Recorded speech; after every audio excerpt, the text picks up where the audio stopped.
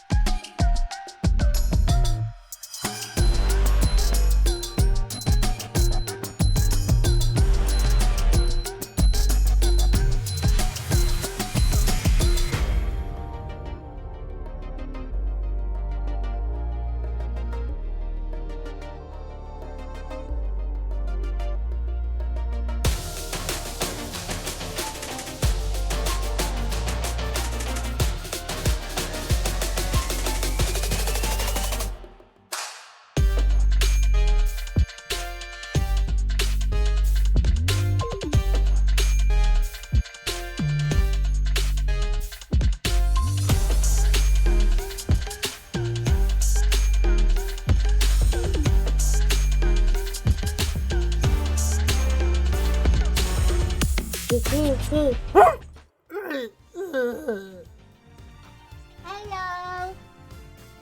Hello, everyone. Hey, I'm on time today, even though it took a while for me to load because I have to heat up my food and stuff. Actually, I woke up at 7:55. But yeah, hello, welcome. Welcome. Where the heck is my phone? I forgot where my phone is. Wait. Oh, okay, it's here. It's here. Okay.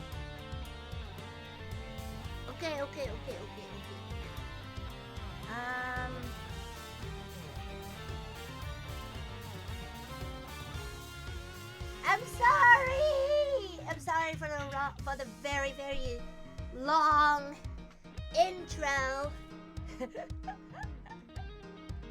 I didn't mean to. I was in the kitchen heating up my food. I hope you're having a good breakfast too. Or did you have breakfast? Breakfast is a very important meal of the day. You should have breakfast.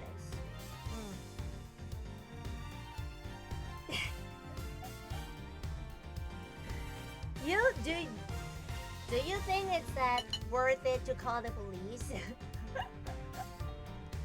But yeah, thank you so much for coming.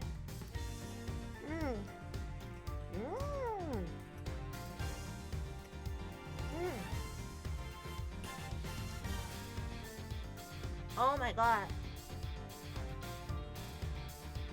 You know, I really like this thing.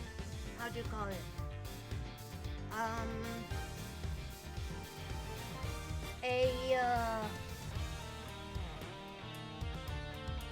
Dry small noodles with ripped, no, not ripped, like with shredded chicken.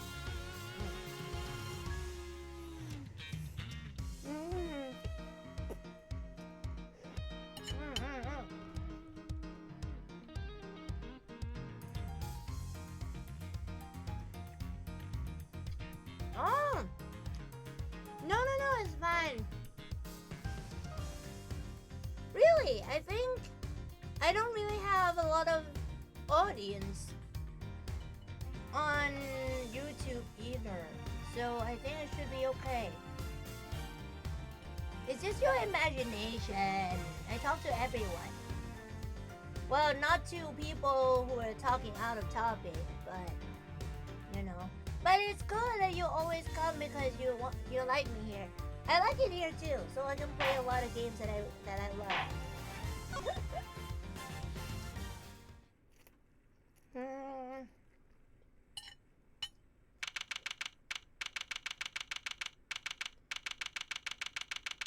Look at them. They were like, hey.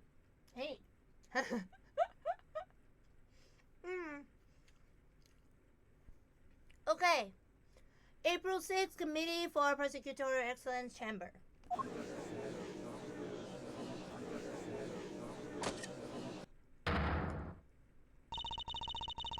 Silence in the courtroom, please. This is not even a courtroom. Verity. Miss Vodka, might you be so kind as to update us on the progress of the research? Of the search. It's not good news, I'm afraid. The entire big building has been searched from top to bottom, and no auctioneer hammer was found anywhere. Oh, I think it's still with him then. I think. You need a search warrant.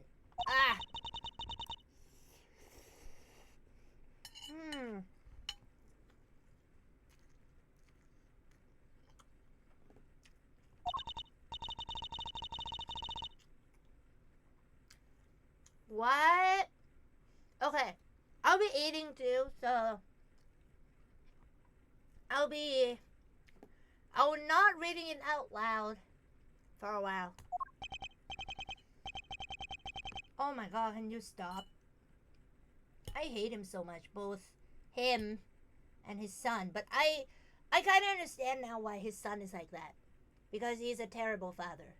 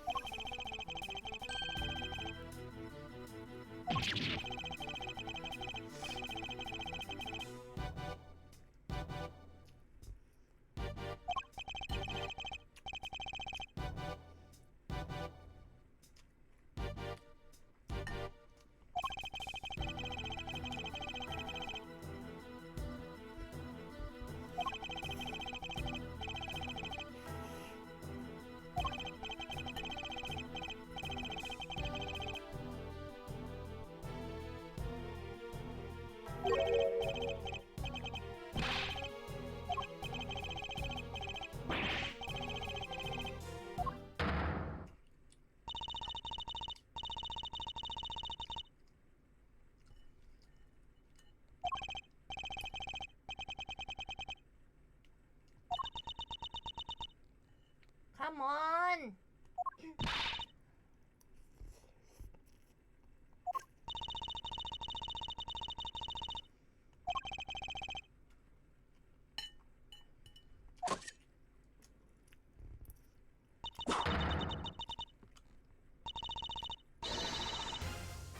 Oh! Woo!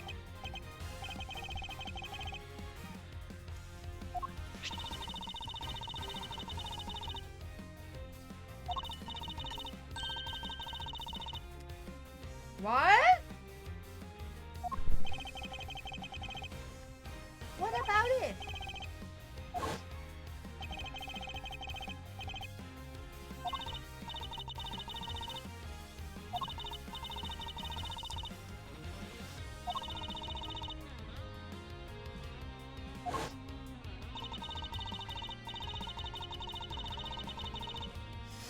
Oh shit. Really?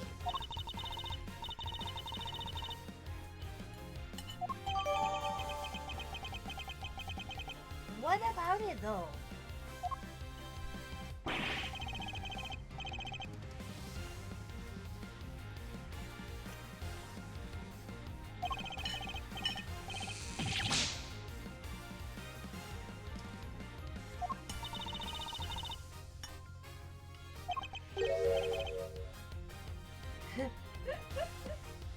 Well, he's like this because of his dad, so I'm not gonna blame him anymore. He has a very bad dad. He has a terrible dad, so that's why he grows up like this.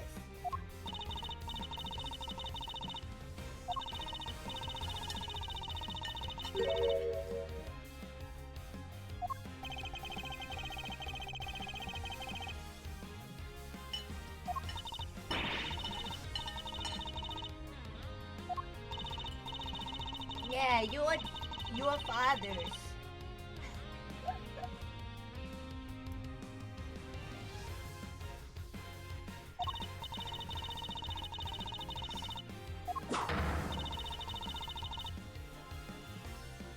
Oh.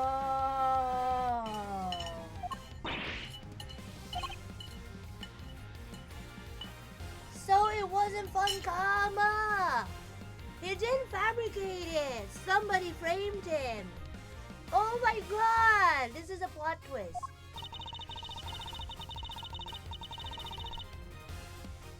Oh shit.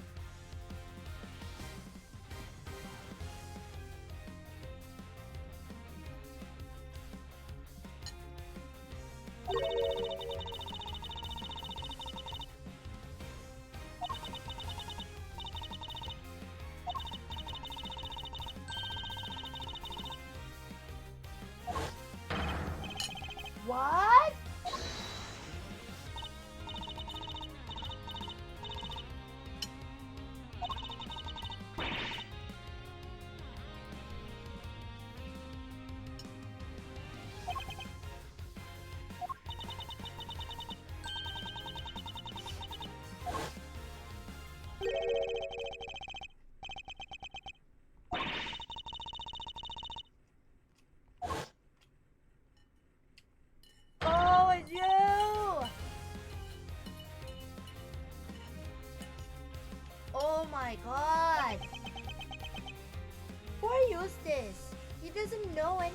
about his dad. Now I feel sorry for him. Objection! Let us go hate him. Overruled.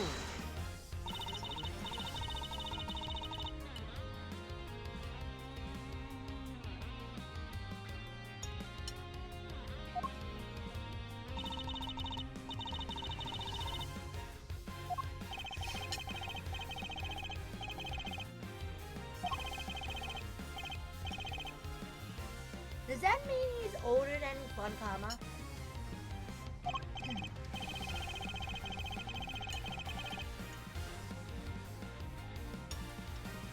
Hold it!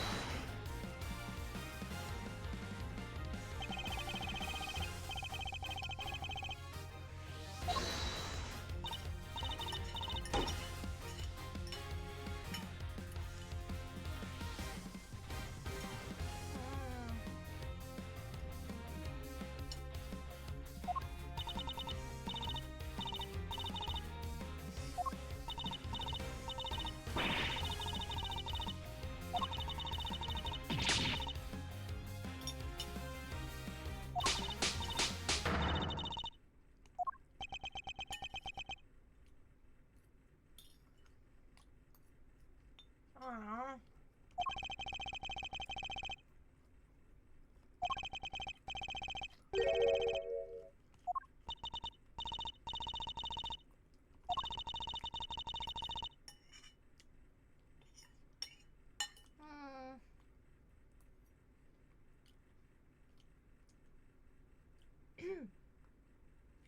Okay, the last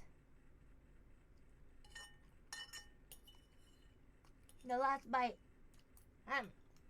Okay, I'm good. I'm good. Okay, we're back.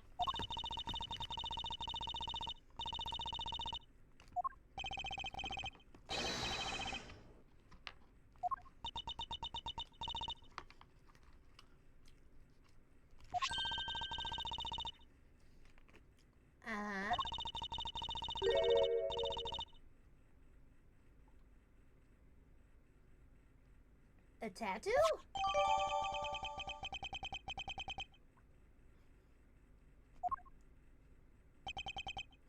Objection!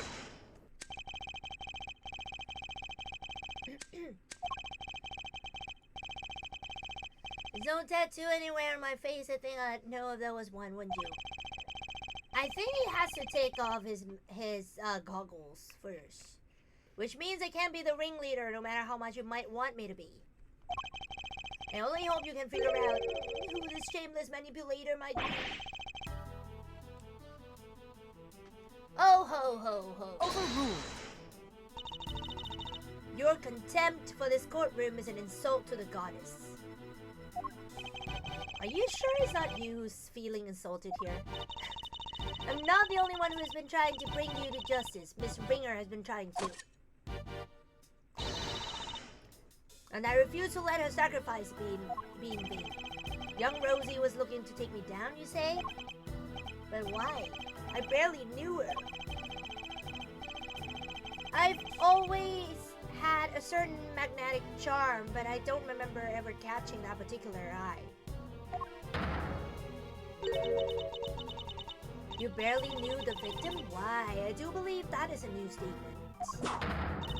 The goddess demands that you offer your full testimony on the record.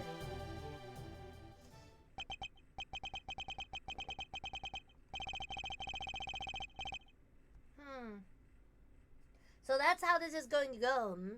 You mean to hound me until I finally break?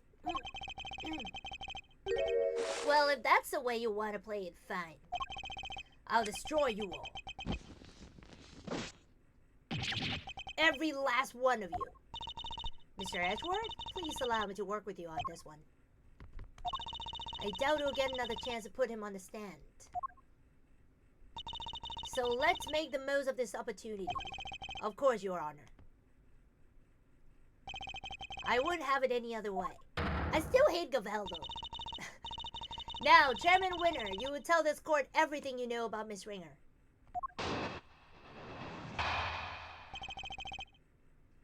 I know she's a good guy and stuff right now, but you know? It doesn't matter.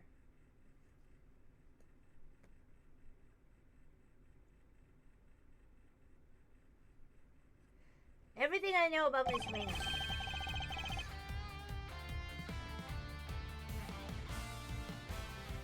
Young Rosie was a member of the committee, of course.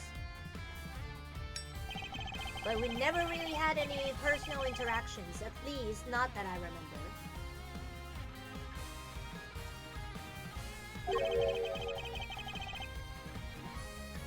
I had no motive to murder that poor girl whatsoever, and I have absolutely no idea why she was after me.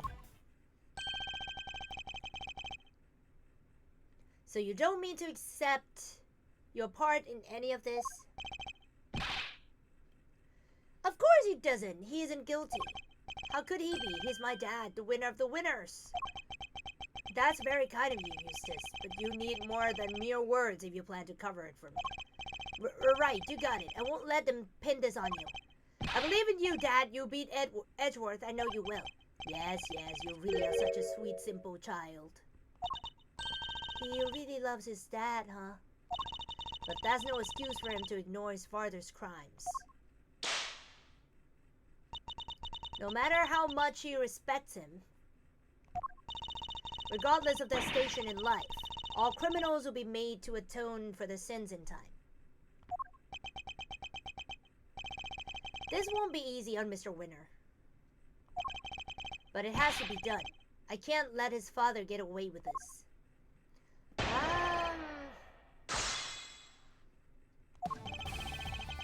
Was a member of the committee. As a member of the committee, you must at least have been familiar with her face. Sure, but that's about all. I saw her every once in a while. But we never really had any personal interactions, at least not that I care. Hold it! So you're saying you barely knew the victim at all? That's exactly what I'm saying, my boy, yes. Why? I never even knew about that burn mark on her hand. You didn't? I mean, what's the point? You get to know someone, but before you know it, they're gone. It's become such a pain to remember things about the others. They're here one day and gone the next. Yes, because I dare to stand up to you and you make them disappear. If you could please add your remark about the victim's burn to your testimony, Chairman Winner. Why, I didn't even know about the burn mark on her hand. Hold it! You're sure you didn't know about the burn mark? You really don't let up, do you? I'm not in the habit of memorizing who has a scar on their hand and who doesn't. But this wasn't just any old scar. I would say it's pretty noticeable in fact. Perhaps under normal circumstances, but now that I think about it, Miss Ringer did always wear gloves. Truth be told, I wasn't aware of the burn mark until after the incident myself. The victim's hands were always covered by a pair of gloves. It makes sense, of course. People can be very self-conscious about such things. I can only sympathize, being something of a sensitive soul myself. I hope you're not too sensitive to append that statement to your testimony. Although I suppose she was always wearing gloves, perhaps it was to hide that burn. Hold it! So you remember her always wearing gloves? I mean, it was some of a trademark of hers, yes. Who knew it was to hide a burn mark? I always imagined it was just a fashion statement. Does your little friend there have something to hide under those bandages, I wonder? Who, me? No, I don't have anything to hide. You don't? Not even the stony visage of a cold-blooded murderer? Objection! If anyone here is hiding such a thing, it's you. And I'll expose your true face if it's the last thing I do. Oh, ho, ho, ho! You never fail to entertain, my boy. Go ahead and do your worst. So, Miss Ringer always wore gloves. That reminds me of something.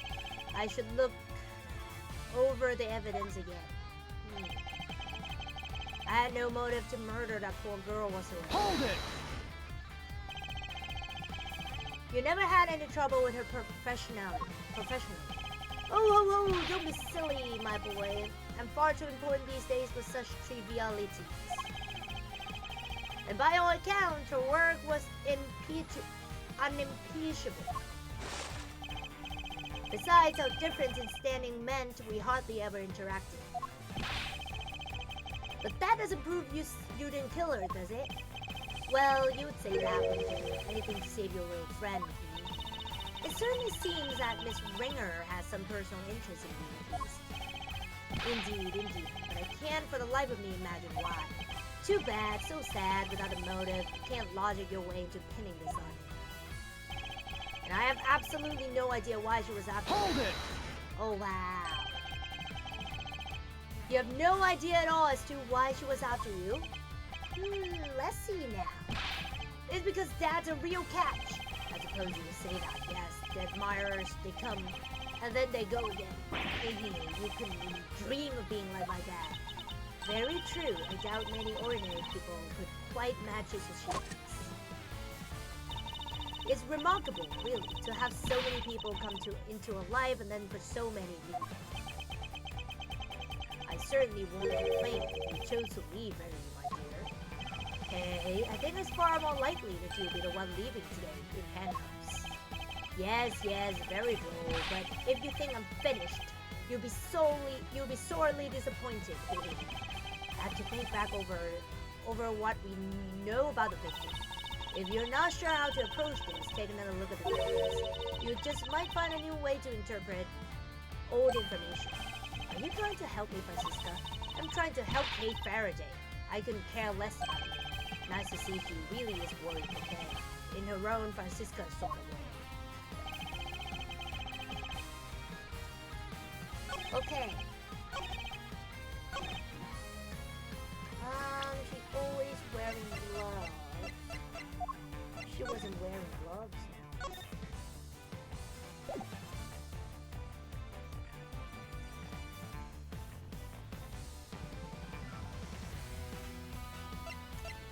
Does it have to be this one or this one? Objection! Oh no. Sir Eustace agrees. To review that is totally irrelevant.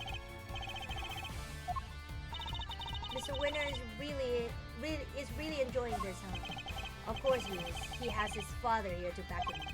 But that's just fine. I'll take the both of them down together. Or does it have to be this one? Objection! No!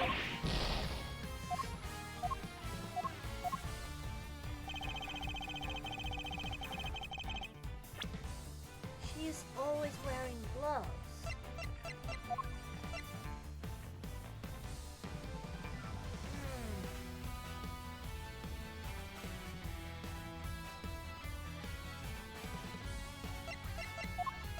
Okay, let me check the...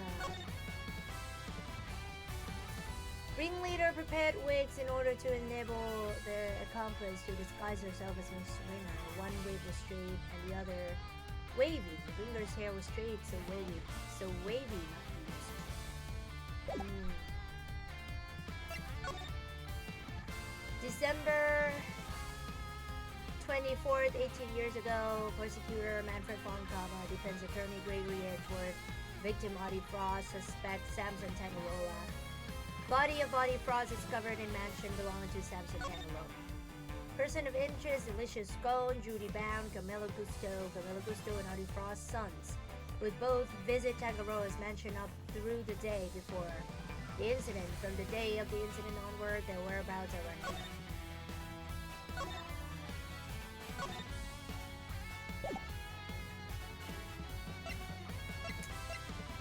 There is still some things about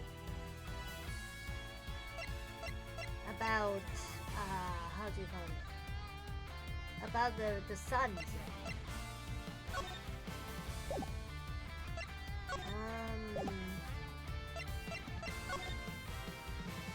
Illicit auction held in big building. Items on sale were mainly items of police evidence related to homicide cases. 11 attendees altogether all were wearing masks. Auction continued even after Ringer's murder, but the sound of the auctioneer's hammer could no longer be heard. I think it has to do with the autopsy, probably. The autopsy. Where is it?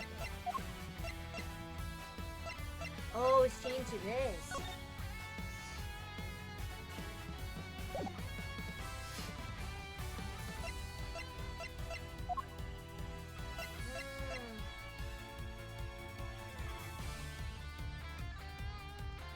Oh no, it's because of the burn mark. I remember he said, hoo, that burn of yours, you know. So Miss Ringer always wore gloves? If she did, that raises a rather important question and highlights quite a contradiction. A contradiction, you say, really? If we listen again to the conversation that was captured by this stuffed cow, you soon see what I mean. Bzz, drr, is, and I knew it was you the moment I laid eyes on you. You can't hide that burn from me. Not to say for yourself, I've waited so long for this day, and now I'll finally have my revenge. We can be reasonably certain that what we just heard is the moment the victim was attacked. I knew it was you the moment I laid eyes on you. You can't hide that burn from me. We assume that those were the words of the king. And where's a problem in that? It seems like a perfectly sensible assumption to me. Hey, I'm afraid not, Chairman Winner. For you see, if the victim was always wearing gloves as you just testified, then the burn mark on her hand should not have been visible to her killer. Objection! You speak as if gloves can't be easily removed. She could have taken them off during the auction. But she hadn't! She was still wearing them when it changed places with her. So they must have been on her hand when she was being murdered too. What are you saying, my dear? Do you know how much trouble you're in, don't you? I'm not scared of you anymore. I have Grandma on my side now. Now it's time for you to pay the piper, Winner, you dang evil. I see. So you're both looking to disappear too. But that can be arranged. Not this time, Excelsis, Winner. The only person disappearing will be you. Objection! Hey, you can't talk to my dad like that. Who cares if the burn was covered up? Why does that even matter? Oh, it matters. Because it turns our understanding of the burn mark on its head. What do you mean? What can the fact that the victim's burn mark was covered up possibly tell us?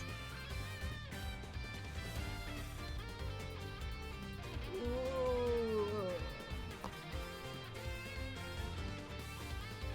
What can the fact that the victim's burn mark was covered up possibly tell us? What can the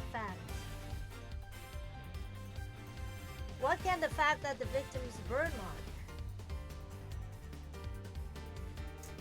What can the fact that the victim's burn mark was covered up?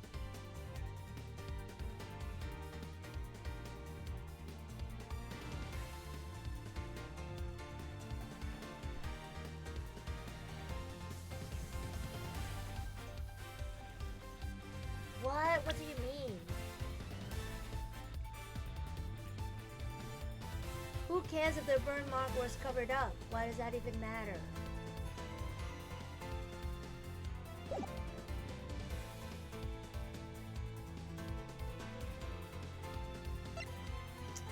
The victim didn't have a burn mark?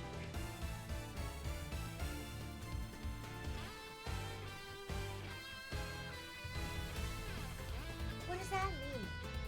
What can the fact that the victim's burn mark was covered up possibly tell us? There were no burn marks at all. The victim didn't have a burn mark. The murderer had a burn mark too.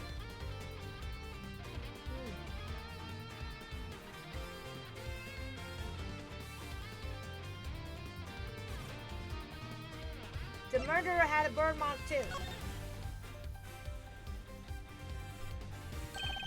Think about it like this, Mr. Winner. The victim was wearing gloves, therefore the burn mark on her hand would not have been visible. In which case, whose burn mark was it that was being referenced in the recording? Somebody who wasn't the victim? Precisely, which can only mean that the culprit had a prominent burn mark too. Or to put it other way, I knew it was you the moment I laid eyes on you. You can't hide that burn mark. Those words were spoken not by the murderer, but by the victim. No way! Objection! Yep, he has burn marks on his face, I'm sure of it. Eustace, my boy, would you mind stepping aside for a sec? Look, Miles, it's nice to see you having fun with your little flight of fancy, but let's get serious. So, the murderer had a burn mark now. Really, where? Your little theory will either take flight or die, depending on your answer here, I'm afraid. He's not messing around. I have to figure out where that burn mark was and fast. I wonder where it could have been. All the auction people were wearing disguises, right? Yes, and each disguise was different. Yet, in spite of that, the burn mark was visible to the victim somehow, which means... Well, shall we? Enlighten us why, don't you? Where was the murderer's burn mark? I assume you have some evidence.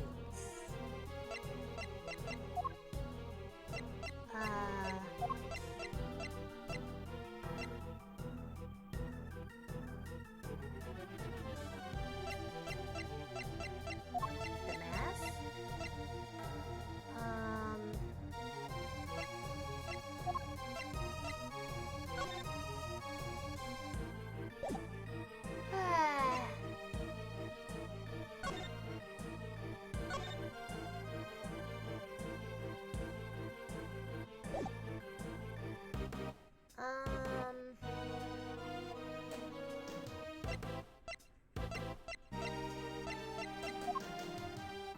Burn mark.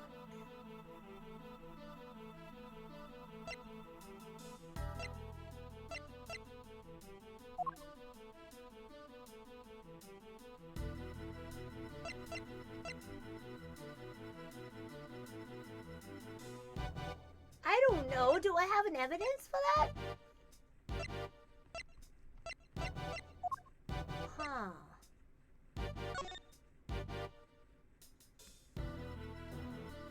Victim's body discovered in committee's chambers. Autopsy places in time of death.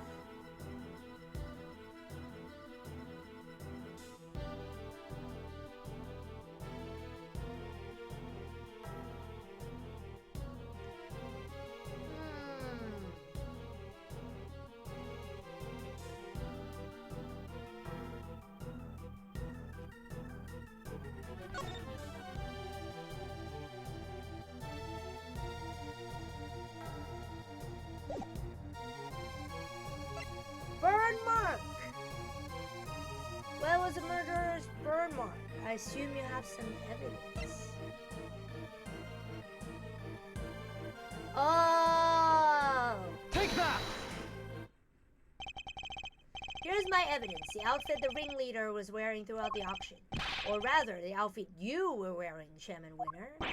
Oh, ho, ho, ho! And what exactly is that supposed to be? Objection! A suit, white gloves, and a mask. This disguise should have covered most of your skin, but according to Nurse Needler's testimony, the auctioneer's mask didn't quite cover your entire face. And not only that, she claims to have seen a tattoo on the part that was exposed. But was it a tattoo, or did she simply mistake a burn mark for one? A burn mark on the face? Objection! Sorry to interrupt while you're so clearly enjoying yourself, dear boy, but I regret to inform you that none of the committee members has such a burn. Myself included, of course. But Dad, I mean... Eustace, do you think you can be quiet, please? You can be foolish on your own time later. Well, you may be an annoyance most of the time, Mr. Winner, but on this particular occasion, I'm grateful for your presence. A reaction like that from you, his son, is as good as an indicator of the truth as I could have hoped for. and it gives me a much-needed confidence boost concerning another theory of them. Namely, who that one unexplained item belongs to. What's the matter with Mr. Winner? I think he might be in shock. After all, he's usually the last to figure things out. But in this case, he seems to have gotten there all too quickly. He knows that his father is indeed the real murderer. He's sad because he knows the truth. So, it's better not to know the truth at all. No, Kay, it's what we came here for. It doesn't matter how we get here. The important thing is finding the truth. You yourself told me that once, right when I needed to hear it most. And now it's time for me to repay the favor and show you the truth of your innocence. I want to know, too, the truth of what really happened. So please, Mr. Edgeworth, won't you show me? Hey, I very much intend to. Oh, ho, ho, ho, ho. You don't know when to give up, do you? Where's this burn, then? Perhaps you could point it out to me? But you can't, can you? Because it's nowhere to be found, just like your evidence that I'm the killer. Yeah, hunt for contradictions all you like. You won't find any. Because it's my dad, a winner through and through. Objection! I understand, Mr. Winner. I completely understand why you want to believe it's true. But if you ignore the truth now, you'll regret it for as long as you live. Dad, what do I do? I just don't understand it. How could I raise such an utter buffoon? If you really wish to help your father, Eustace, you can try thinking on your own for once in your life, you useless nitwit. But I try all the time, Dad. All I do is try. I went to school you wanted me to go to. I aced every test. Looked at my jacket. They give these to the valedictorian. I did everything you told me to. I worked like crazy and graduated top of my class. I tried to be just like you and win as many trophies as I could. Objection! Poor him. I still hate him. You really are just a simpering simpleton, aren't you? Those tests you aced, I had the school give you perfect scores on all of them. Those debate and speech competitions you won, the judges were all friends of mine. Oh no. If you never even realize that much, there's no hope for you, I'm afraid. Not at all. You're no son of mine, even you must see that. Oh no. Poor him. Oh God, my own son, they all leave in the end. Oh, I mean, boo-hoo-hoo-hoo. Even when he was trying, he was failing, and he did it all for me, then he should have tried harder. You're a disgrace. You don't deserve to be a father, and you certainly don't deserve to be chairman of this committee. Even I feel sorry for the boy now. Poor Mr. Winner. Explain yourself, Chairman Winner. Just what do you think your son is to treat him in such a way? An utterly useless pawn sounds about right. But you're the one to talk, Mary. You tried to worm your way to my trust by using Eustace too. I cannot deny it. However, I have never thought of him as a mere pawn. He may not be a naturally gifted prosecutor, but he tries in some ways. He tries harder than anybody. That's what I have witnessed during my time with him. Yet you would call him useless? How could you? Objection! Well, he is kind of useless. Ooh-hoo-hoo! Because he is, Verity, my girl. He is utterly incapable of doing anything I ask him. Mr. Edgeworth, I entrust my offering to the goddess to you, so that you may use it to call her final judgment unto Excelsis Winner. Thank you, Your Honor. I've been more than ready to do so. If the ringleader had a visible burn mark on their face at night, then it would follow that Chairman Winner is currently hiding that mark somewhere. How exactly was he dressed during the auction? That will be the key to solving this case of ours. Now then, your answer please. Which piece of evidence will help you to reveal the burn mark on the culprit's face? Oh shit. What piece of evidence?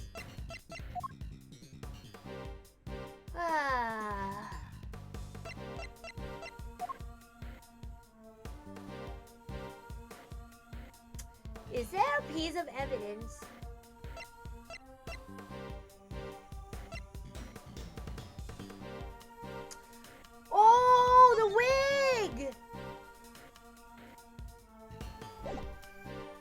we wig. Oh shit! It's his wig! Recall Nurse Needler's testimony, if you will. There was one thing we never quite resolved. The second wig. The one that wasn't used. I seem to remember it being wavy. What are you two talking about? Nurse Needler apparently found some very interesting items when she went to swap places with the victim. And what did they have to do with a burn mark? What she found were two wigs. One was intended to make her look more like the victim, but what was the other one for? I don't suppose it was meant to be a spare. It doesn't take a huge leap of information to see the truth. Compare Chairman Winner's current appearance to that of a ringleader as it was described to us. Stop it! Stop staring at me! One very prominent difference presents itself. His face, or rather, what's around it. You mean it wasn't a wig after all? Indeed, not a wig intended to go on top of the head in any case. It was a fake beard all along, wasn't it, Excelsior's Winner? Ha ha ha ha. This is all my own, dear boy. How very unkind of you to suggest otherwise. Objection! We saw how your son reacted when you realized the truth, and how he desperately tried to cover for you, even in light of his realization. Yet you still feared that he might expose you. So rather than take that risk, you bullied him until he couldn't take it anymore. Because he knew that your beard hides a prominent burn mark. Yeah, girl. Chairman Winner? I insist that you remove your beard this instant.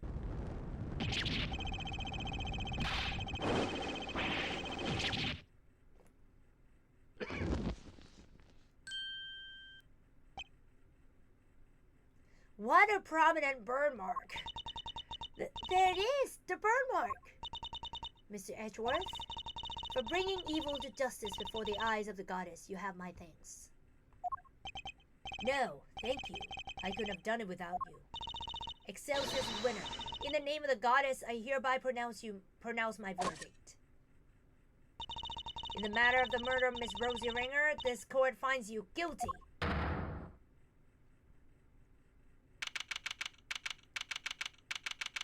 April 6, 9:44 a.m. Committee for Prosecutorial Excellence, Chairman.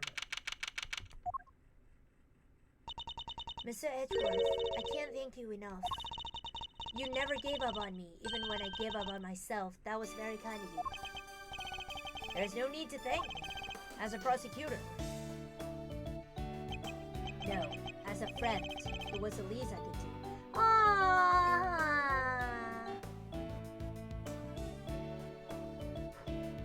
That's so cute, as a friend.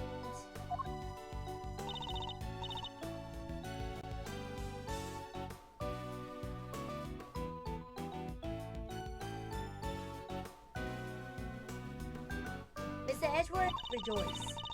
I've learned that Chairman Winner has been safely delivered to the detention center. The search for the missing auction hammer continues, however. We're talking about Chairman Winner here, so it's highly likely that it's already been destroyed. In addition, there's one other matter I must inform you. The chairman made a rather strange statement. According to him, the letters were not part of this matter. What? How could that be? He claims that he and Miss Needler found this letter on Miss Ringer's person.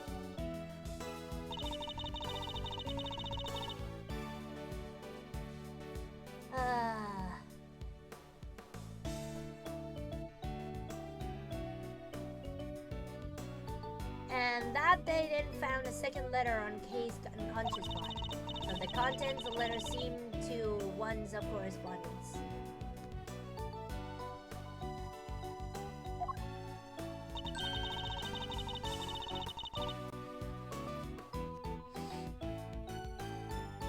So he leapt to the conclusion they must have been working with each other. That's quite a conclusion, John Tingle. As he read the letters, that's when he came up with the idea to frame Miss Faraday for Miss Ringer's murder. So we decided to place the victims in a very conspicuous place. Namely, in her left chest pocket. Sounds to me like he's just trying to make excuses for himself.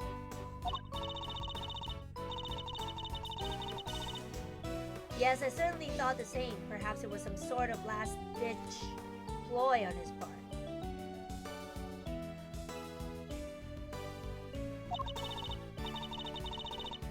But it matters not. He will answer to the goddess now. And under her scrutiny, such strategies cannot hope to succeed. He will not escape justice. And with that, one of the duties with which I've been entrusted with is completed last. Judge Gambit. Before you go, can you tell us what you know about how Chairman Winner came to murder Miss Ringer? There's more there, isn't there? Yes, and I suppose you have earned the right to the whole truth.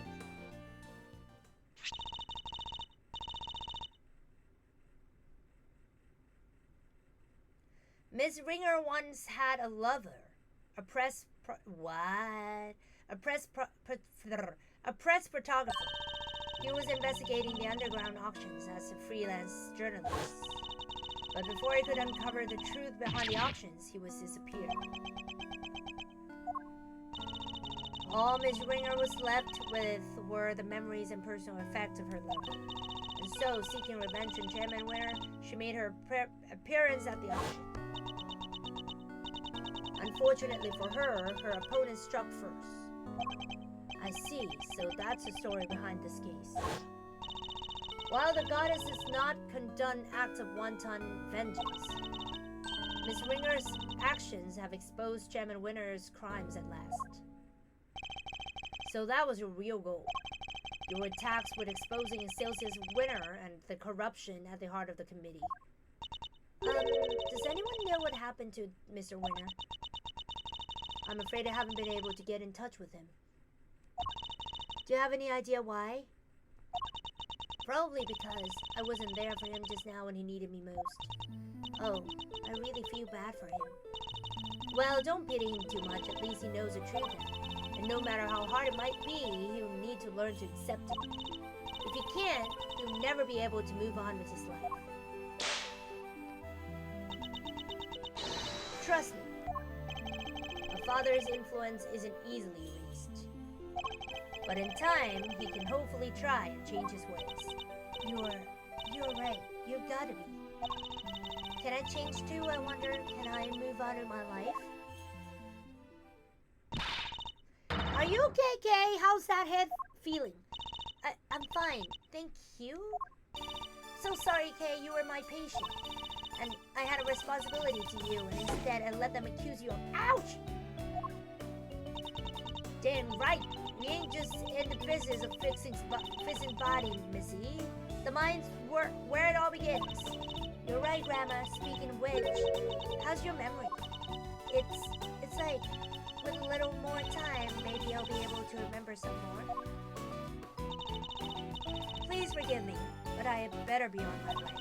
I'm to preside over the trial of Fifi Lagarde in a bit. Fifi. Oh! The Bronco Knight case, huh? Who's a defense attorney. It was supposed to be Miss Ringer, but as she is no longer with us, we're still in the process of finding her replacement. Miss Ringer was scheduled to represent Warren Lagarde. And of course, until we find Eustace, there's nobody to act for the prosecution either. In any case, I must take my leave. Well, wait, please. What about Mr. Edgeworth's badge? What's going to happen to it now? With its chairman under arrest, the committee's activities have been suspended for the time being. So, to answer your question, it's complicated. It's all up to the goddess now. But... Don't worry about it, Kay. It's a consequence of my own making. And I assume you do not mean to change your mind? Of course not. I chose the path of the truth, and I chose it willingly. With Chairman Winner out of the picture, justice is in the hands of the righteous ones. If you did wish to follow the path of the prosecutor again, Mr. Edgeworth, I'd be more than happy to facilitate such a decision. It's very kind of you to offer, but I can't accept your help at this time. I can't ask for my badge back when I'm not even sure if I want it anymore. I see. seems we're destined to continue on different paths. Hey, well, I trust you'll keep my badge safe until they converge again, with all I have. In the meantime, I have here a token of goddess mercy. You may return this notebook to its rightful owner. K's promise notebook. It seems it was due to be sold in the auction, and with the name K written on its cover, Chairman Winner made the connection immediately and knew it was belonged to. It was the same name as the one in the letters, after all. The letters he claimed to know nothing about? I suppose he insisted he didn't prepare them? Yes, he also has something else to say. Apparently, he thought that Miss Faraday was after a notebook and that Miss Ringer was after his life. And that their respective goals are what led them to cooperate and infiltrate the auction together.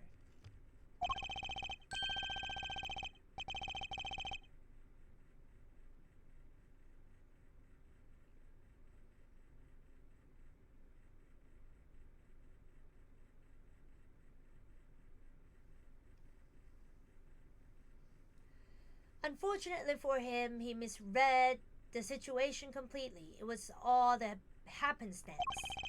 If Kay had known a defense attorney who was also a member of the committee, there's no way she would have told me. That just isn't like her. That just isn't like her.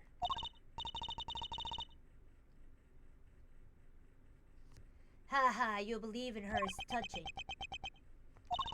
While the notebook did become part of the Chairman Winner's cover-up scheme, it is also a treasured possession of Miss Faraday's, which is why I would like for her to have it back, as I'm sure would the goddess. Thank you. I pray that it helps her to recover her lost memories.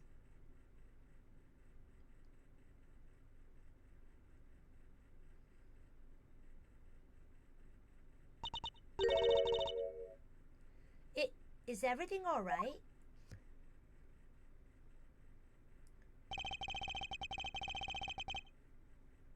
Judge Gravel wanted me to return something important to you. Aww.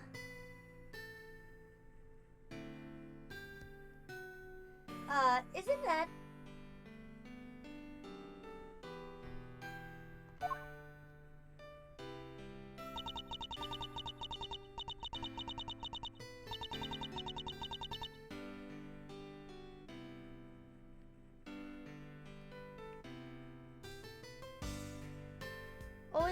Always greet people with a smile, even people you don't know. Never cried in front of strangers. Daddy, I wrote them all down, Daddy. Yeah, I'm gonna keep all my promises and be a real hero when I grow up, just like you. Oh wait, I forgot to write one down, the most important promise of all. Promise number 5. Always try your hardest to learn about things you don't understand. Hee, I remembered it just how you said it, and now I'll never forget it.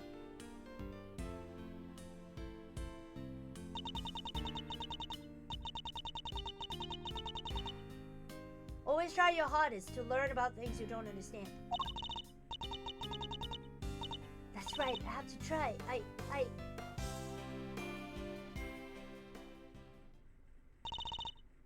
I'm Kay Faraday, the great thief who'd do anything to get her hands on Seiken Yatagarasu, the assistant to Miss Edgeworth. Kay, is that really you? Hey, can't say I'm not a little bit embarrassed, but yeah, I'm back, and I couldn't have done it without you, Miss Edgeworth. You never stopped helping me, even when I was totally lost and couldn't remember anything. Thank goodness, you certainly seem to be back. Yay, so this is a real you, huh? Welcome back. It's so good to know you better. You can sleep easy now.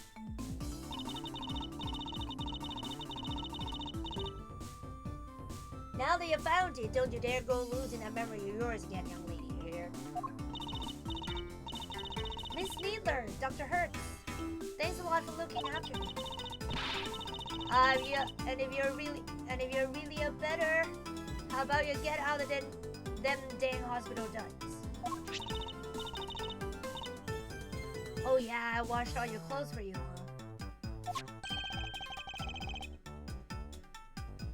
I thought they were with Detective Gumshoe. He handed them over to us after they came back from forensics. And did he happen to mention if forensics found anything of note? I didn't ask. Anyway, never mind that now. Put them on, Kay. I want to see. Wait, what about her bandages? Surely it's too soon to remove them? Oh, it's probably fine. She may have taken a big old bump to the head, but she wasn't really hurt otherwise. But then, why all the bandages in the first place? Prevention is better than cure. A stitch in time saves 9. Those are just a few of my mottos. Both of which sound like painfully annoying practices for your patients. Okay, Kay, transformation time. Yeah, now this is what I'm talking about. Fits like a stolen glove. That smiles Susie better too, as it always did. Thanks to you too, Miss Funcom. I'm so glad you showed up when you did. I simply came when Scruffy asked me to. I'm sure he'd be very happy to see that you're back to your old self too.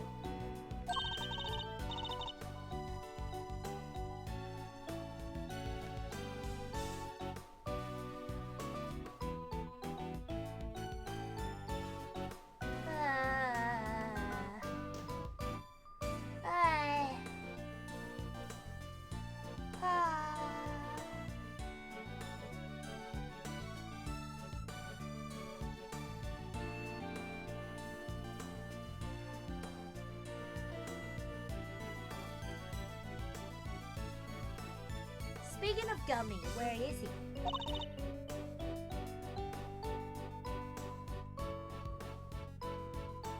Who knows? Perhaps the well of his devotion ran dry when a certain someone threw away his badge. Hello, welcome! Good morning, I'm so sorry I was so devoted to the game. Welcome, welcome! Detective Gumshoe. Anyway, I have to be going, and I'll be taking those two with me. Wait, what's going to happen to them? Acting as an accomplice in a murder and forging an autopsy report 18 years ago. Their crimes can't be allowed to go unpunished. But the fact that Excelsior's winner coerced them into cooperating will, of course, be taken into account. Don't you worry about us, Kay. As long as Rammer and me are together, we'll be alright. Take care, Kay Faraday, until we meet again. Oh, yeah, Lana's still here.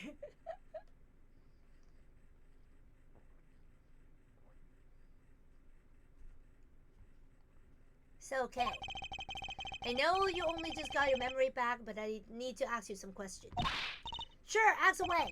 What happened the day you lost your memory? What were you doing? Let's see, somebody asked me to meet them at Gordon. But I didn't know who it was. So there I was, just looking up at the moon when somebody in a red raincoat started walking down to me.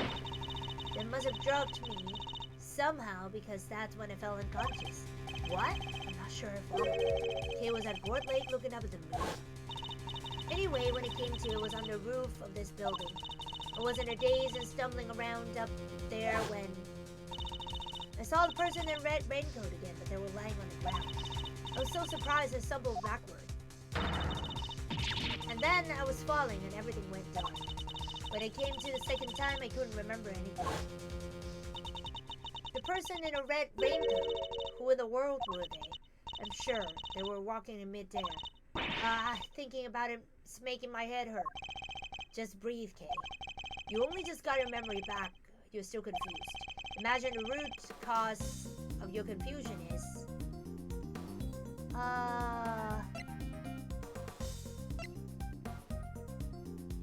your memories of two different locations. I imagine things are all mixed up in your mind because you were at Gold Lake one minute and then at the top of a big building the next. And because you saw the moon in both locations, your mind blended your memories of the two together. Huh? But those are two totally different places. I know I'm pretty out of it, but I don't think I could have gotten them confused that easily. I believe these things on the room may have made you more likely to become confused.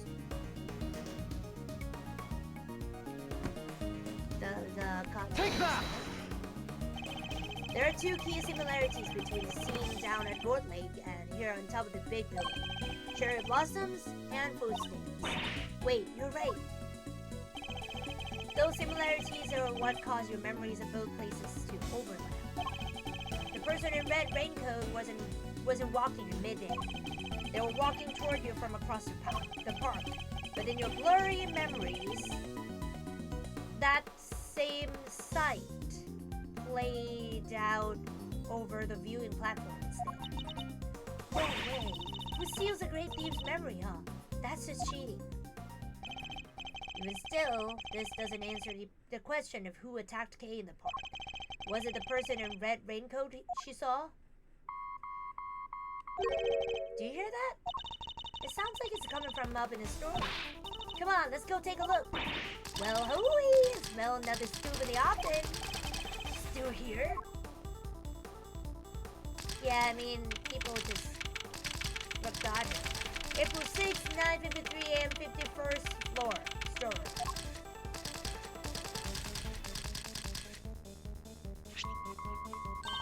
It's coming from the little gadget here, Miss Eddie. Yeah, this transceiver. I feel like I've seen it somewhere before. It is still going, but I'm no good with technology. Come on, you have to pick up. Fine, I'll do it. Hey, this is Edgeworth. Okay, if you could refrain from answering strange calls. Mr. Edgeworth, I know that voice. Shelly the killer!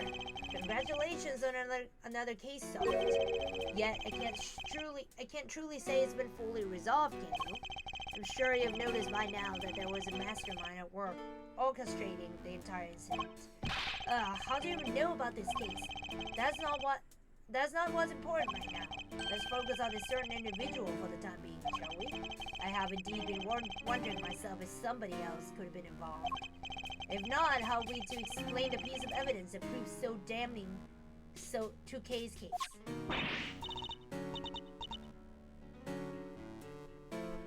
No way, an evil mastermind, but who?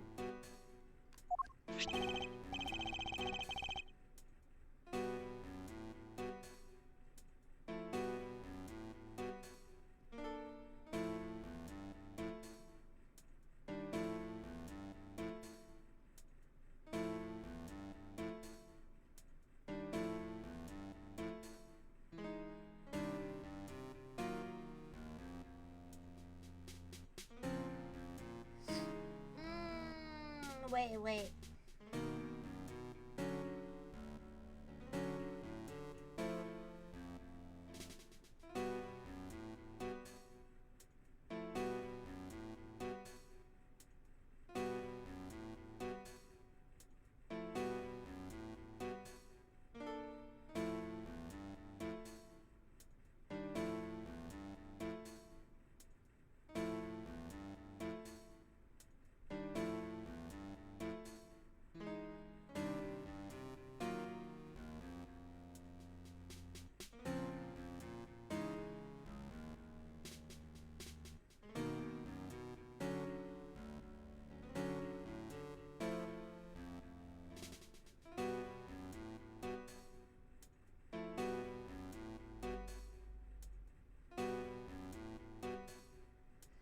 Who indeed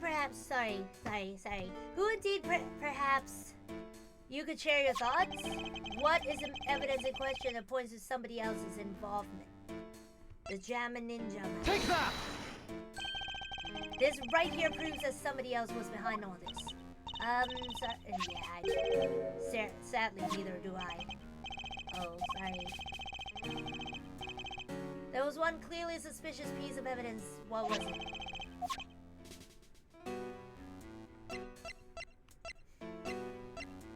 The letter?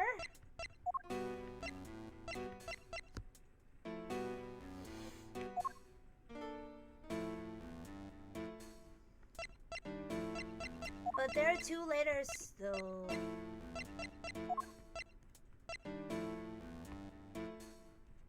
Take that!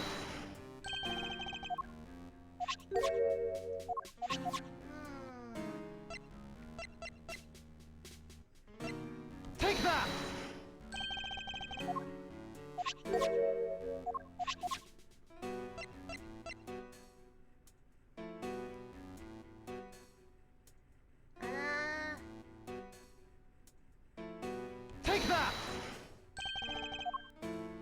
No?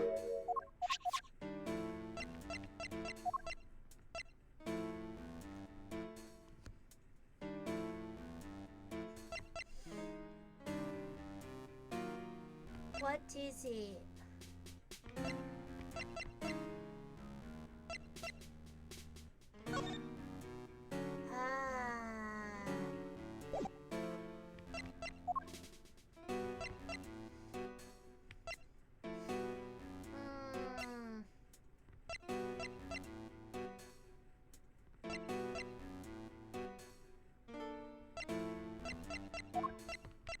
Take that! Yeah, the letter K supposedly wrote to the victim. Yeah, I don't remember ever writing that. So who did it? Who would prepare such a thing? I know I'm not the only one who would like to know. And how do we know it wasn't you? Now, why would I do a thing like that? I believe the truth can only fully come to light in a court of law. But since you have had your badge revoked, that is no longer an option. So how will it all end? I, for one, will be watching from the sidelines with interest. He even knows about my badge? Oh, and the one last thing. I do hope you won't betray my trust in me. Now I bid you farewell. What, Shelly? What the heck did you mean by the case hasn't been fully resolved? And why is he so interested in us anyway? Everything was just one giant ball of mysteries. It seems we've only scratched the surface of his case. But even without my badge, I'm going to carry on doing what I can. However this ends, one thing's for certain. Come what may, I'll expose the truth.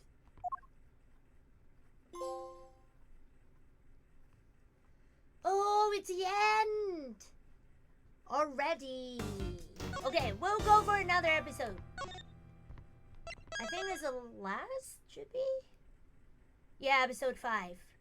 Turnabout for the ages. Okay.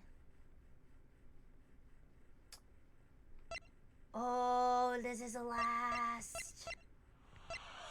Woo! Confimoral just redeemed. Confess my love. Pikang, thank you so much for coming. I didn't know you were here. But yeah, thank you so much, thank you for coming. Okay, Pikang, are you proud of me? I'm on the last episode now. But yeah, thank you so much for coming. I love you. I hope your day is going so well. And you're very happy about your day. I really hope. I am happy about mine. I don't know. Okay. I'm gonna start from the very top of this episode. And we're gonna go for it together. Poor Eustace. I still hate him though, but poor him.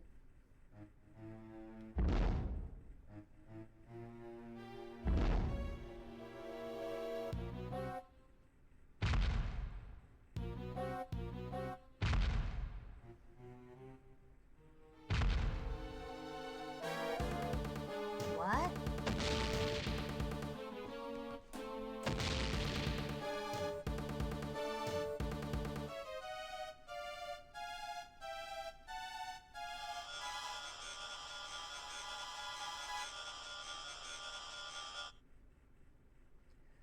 What the heck?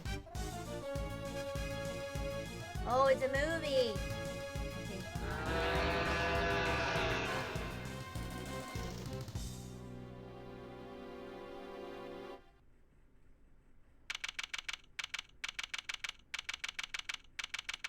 What?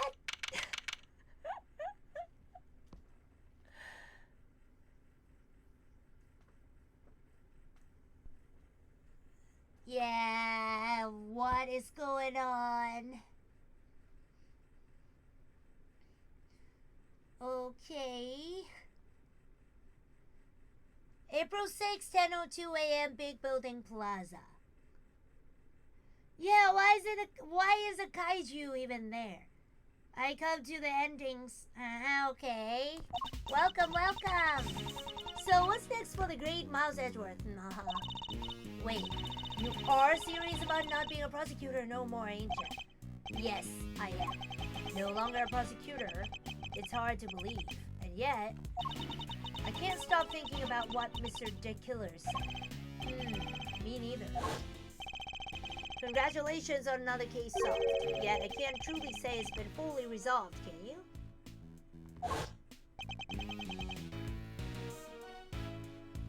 This isn't over. We still don't know who the mysterious figure in the red raincoat of Cortland was.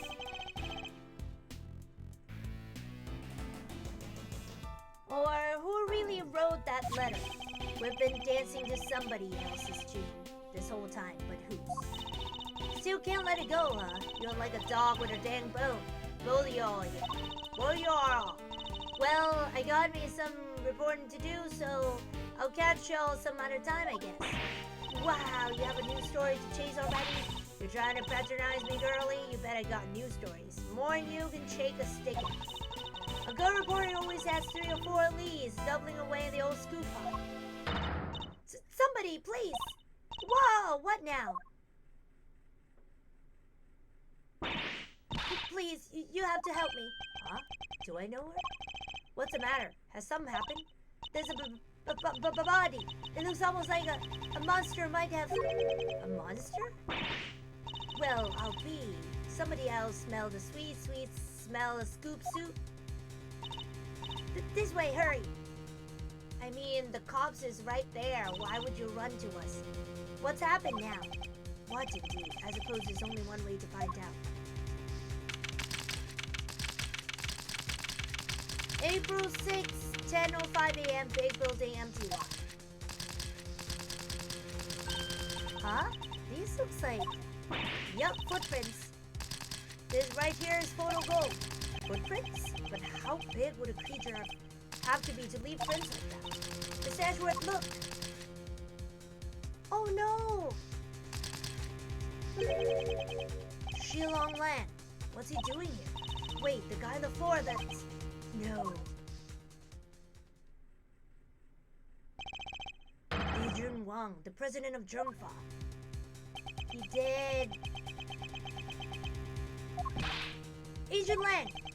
Mr. Prosecutor, how'd you get here so quick? What is going on here? What? You don't think that's exactly what I'm trying to figure out myself? I can't blame him for being on edge, I suppose. The leader of his country is dead. Speaking of which... The body is lying inside one of the footprints. What on earth happened to him? Monster! Monster? What the heck? What the heck else do you want me to say, huh? Then right there is Monster Prince, mister. That big old battle Charosaurus done stomped right through here. I ain't never been sure or nothing. What? And I suppose you mean you are sure? This right here is a scoop to scoop up all the other scoops and bury them 10 feet deep. Man trampled by giant monster. They'll lead with that in every paper from here to Honolulu. Ridiculous. There's no such thing as monsters. Wait. The honor is all mine, Mr. North. I'm Lee Junwon. Your efforts on behalf of Zhengfa have not gone unnoticed. You averted something of a crisis. You are the assassin we've been looking for? In a sense, yes. A certain someone did indeed hire me to carry out a contract. And that contract did indeed specify that I was to assassinate President Lee. Did he finally manage to? Did you discover the body? Yes, that is, What are you doing, Agent Lang? Lang 2 says, begin at the beginning, with the first person to arrive at the scene. Well, did you really just discover the body? Yes, yes. Hey, go easy on her. Can't you see she's scared? I don't think he's in the mood to go easy on anybody. Ha, nobody's getting it easy today. Do you have any idea who that is lying dead over there? That's President Wang, the leader of Zhengfa. Hold it! Please, Agent Lang, you don't seem your usual self, in more ways than one, in fact. When we first met, you had more underlings than I could count. And you were known for your unrivaled arrest rate and your cool head under pressure. Now the underlings are gone, you have forgotten the fundamentals of police work. What happened? Grr, what did you say? Shouldn't you be looking over the scene instead of accusing the first person you run into? Or is it me who's forgotten the fundamentals? Yeah. I don't need you to tell me how to do my job. I was just about to get started. Good. That seems to have calmed him down a little. We should take a look around too, Mr. Edgeworth. Yes, I think we should. At least until the police arrive. I'm not strictly supposed to conduct investigations anymore. Don't nobody need to do no looking around. I done told y'all who did this. It was Tarosaurus, or my name ain't Lotta Hart. Wait. Not who did this, what did this, yeah, that. Are you quite finished? We have an investigation to be getting on with. Step aside, please. You can't order me around no more, mister. You step out of my damn ways more like it. Y'all mess with this here scuba mine, and there'll be heck to pay, then some. Excuse me? The woman who found the body. Why do I know of her?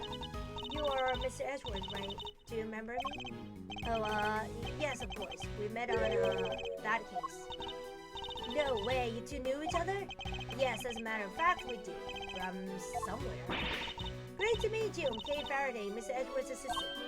Wow, I never knew you had your own adorable little assistant. I'm Penny Nichols. I work over at Global Studios. I'm in charge of props. It's nice to meet you. Ah, of course. One of my old cases involved a murder on the set of Steel Samurai TV show. She was a member of the crew and thus a person of interest. Our pilots must have crossed several times while it was all going on. And yet, I'd completely forgotten her. It's good to see you again. So if you're here, I guess that means... That's right, we're here on location filming for Global Studios. It's kind of a big feature, to tell you the truth. I was first in today, wanted to make an early story, but then I noticed something was wrong. The footprints and the body. We'll take a closer look at the body in just a moment. In the meantime, can I ask you to notify the police? Yes, of course, right away. I'll need to speak to her at length a little later. But first, let's go over the scene. There's plenty to look at besides the body. I'll need to examine everything in detail. Let's see.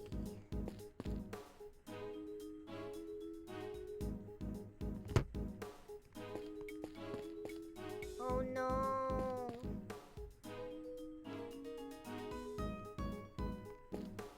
Oh no. My... How do you call it?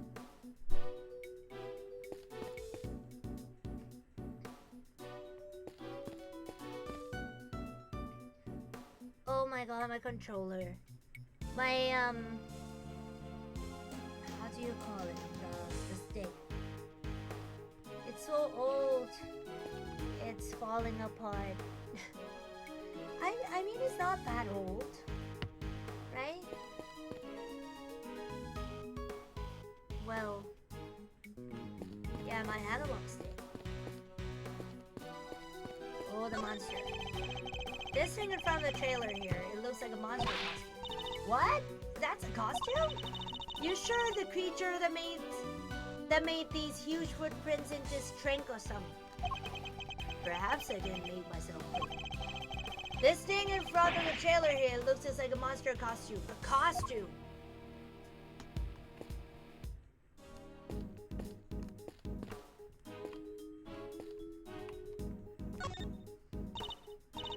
I'm sorry I got a little upset before. Finding the body. You're working here alone? That's right, I came before everybody else so I could get everything ready. But as soon as I walked through the gate, I saw the footprints. Monster prints first thing in the morning. It must have been a real shock. It was. They weren't there when I left yesterday evening, I'm sure of it. So the footprints must have appeared late last night. At first glance, I thought maybe they were part of the set. But then I got closer and saw that somebody was lying in the middle of one of them. You didn't notice until you were right up close? Yeah, my eyesight just seems to be getting worse and worse lately. think I need new glasses. I didn't notice it was a body until I was right by it, which is why I got so shocked and ran away. That must be when we bumped into her. Movie shoot. So you're shooting a movie? That wouldn't happen to be a Steel Samurai movie, would it? Nope. Oh, this one's a creature feature. You know, the Tarosaurus movies, right? I'm afraid not. You have to forgive Mr. Edward, he only cares about the Steel Samurai. That's not... Hey, that's alright, not everyone's a fan, but they soon will be. He's back after 12 years of silence, the big bad bull himself, Tarosaurus. It's the first Tarosaurus movie in a long time, so the crew's super excited about it. The parts of it are set here at the big buildings, so we've been shooting on location. That explains what we saw yesterday. What's happening here? What's going on with the building? Just stay calm and talk to me, kid. Cut! I'm so sorry, we're shooting a movie. Could you, That must be what they were filming. So does Tarosaurus smash the big building to pieces in the movie? I bet he does, right? Hee, wouldn't you like to know? But you just have to wait to find out in the theater.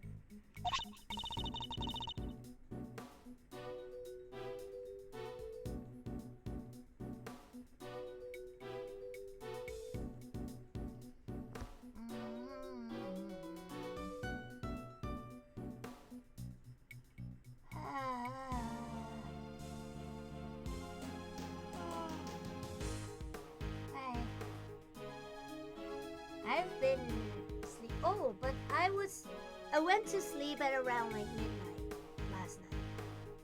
Yeah, it was a good time. Here, you can have this if you like. Oh, thank you. Gordy, Tarosaurus versus Gordy.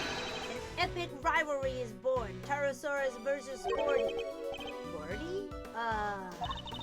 That's right. It's not just Tarosaurus on his own this time around. He has an arch nemesis. You know Gordy, right? The monster from the Gourd Lake? Oh yeah, wasn't everybody talking about it a couple of years back? The mysterious creature in the lake. It showed up in that one couple's photo. Not only were people talking about it, it played a major part in one of my cases.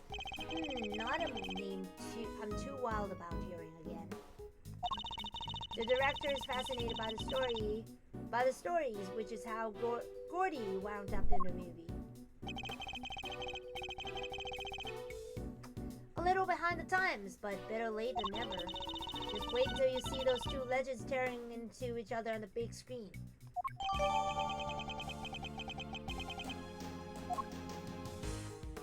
Okay. Front gate. I think we need to learn a little more about the security situation on the set. Miss Nikos, is the set kept locked overnight? Yeah, we use one of these. A combination lock cost, so anybody who knows the code can get in and out. And was the lock in place when you arrived this morning? Yup, everything was locked up tight when I got here. Who knows the combination? Oh, the producer, the director, the crew, the actors, basically everybody who's working on the movie. So any member of the cast or crew could have opened the lock and entered.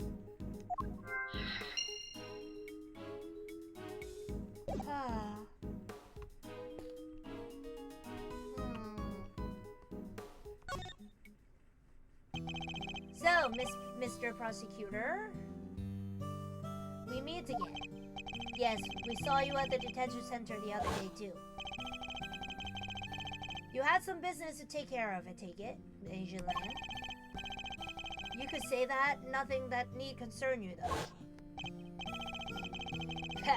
Yeah, you really have a habit of showing up in the wrong place at the wrong time. You are a bad penny, a bad omen, a bad smell and rolled into one. Just stay out of my way, okay? I've got a precedent to avenge.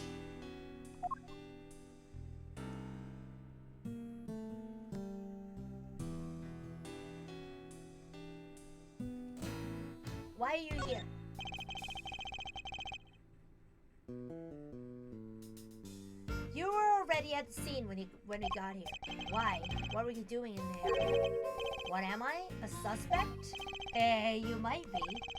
Look, I heard a scream and I came running, okay? Guess it was our friend from the group. Came in from that gate over there.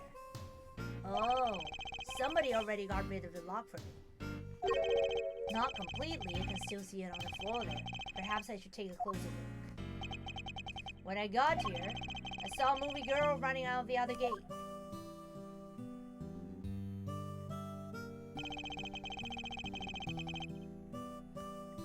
In other words, he arrived right around the same time we did. So you had business here at the big building? Something like that, a date with destiny, let's call it. It was similarly enigmatic when we saw him at the detention center. Let me guess, you're a huge feature fan, so you came to see him filming the Tyrannosaurus movie? Features? What do you think I am? Not the type of person who thinks a creature might have done this, I hope. President Wang. I'm sorry about the president. You have my deepest condolences. Thanks. He was a great man. Zhengfa will be lost without him. You and he were close, correct? It all started when he hired my father. That was our big break. Our family kept him safe. That was our most important duty and our most sacred. He gave my father medal after medal. They had to come up with new ones just for him. In the end, there were no medals left to give, so he made us the keepers of his last will and testament. Those medals, that duty, they're our greatest pride, our family jewels. Yeah, I never thought it would be unsealing that will so soon. Wow, it sounds like your family and the president were super close. But wait, when that whole thing happened back at the lake, you weren't with the president then, right? Look, a lot happened, okay?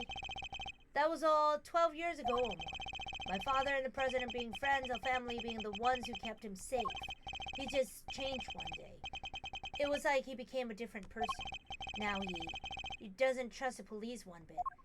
Now he thinking about me every night. Oh. I wonder what happened 12 years ago. But regardless of what happened, I still respect it. Zhengfa may not be a big country, but he held that place together. Damn it. What was his security detail thinking? I imagine you have already contacted the embassy. Of course I have, and the government, and my family. They'll be going crazy right now thinking about what needs to happen with that will. And things will be getting crazy here soon too. Those bodyguards will be all over the place. If you're not a fan of trouble, I'd leave before they get here. Look, Mr. Prosecutor, these days I'm a one-man outfit, a lone wolf. They won't be letting me lead this investigation, but I've still got fans, and I can still bite back. I'll find whoever did this, and I won't let you or anybody else get in my way. Okay, you tough man. It really is him. He certainly appears to be the same man we met only a few days ago. So this time the president really did get assassinated. If that is what happened, the assassin certainly chose an attention-grabbing method. Okay.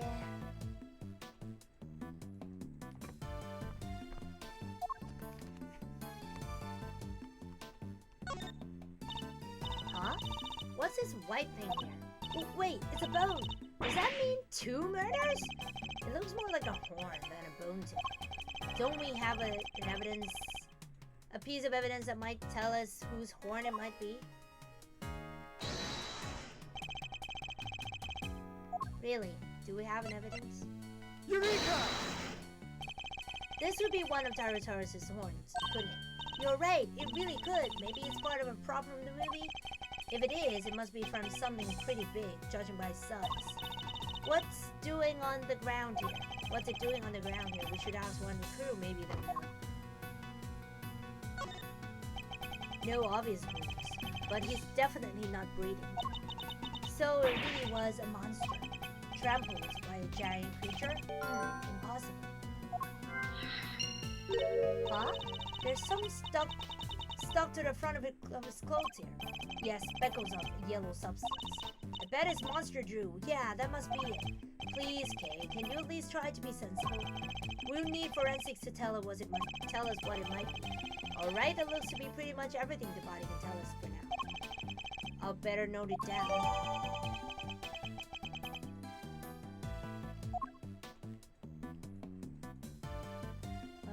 Okay, that is everything, I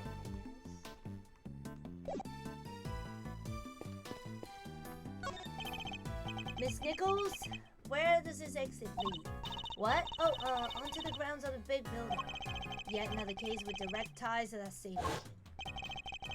The building with the hidden 51st floor used to store all the lots for illicit auctions. I guess it wouldn't be much of a surprise if it turned out to be hiding yet more secrets. Ah, look at this chain and padlock. Oh, look at that. Somebody cut the chain. They did? I'm sure it was still intact when I left yesterday. I'd say it's possible that this is where the killer entered from. Hey! What's the matter now? Look at that huge dent. How did that get there? You're right. It is a big dent. It would have taken a sizable object to make it, and a heavy one too. That wasn't like that yesterday either. It wasn't? I guess that means a dent must have been made last night at some point.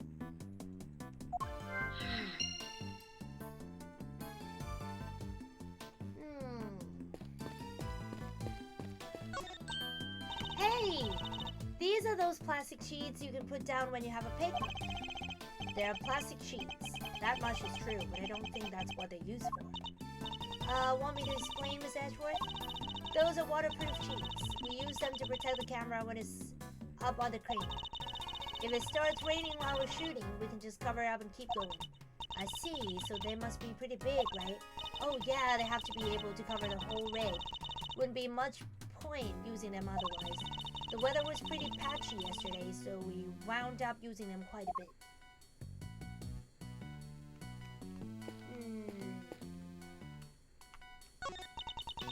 What's this big metal stick thing? Is it for climbing trees or something? No, it's a camera crane. It's used for filming from the elevated viewpoint. There's no camera currently attached, but it would usually be positioned at the top. Gotcha, sounds perfect for casing a place before a burglary. Burglary! That is a very difficult word to pronounce. Burglary. Mind if we go ask somebody about borrowing it? And how do you propose to transport it if the answer is yes? Easy, you take the bottom part and I will take the top.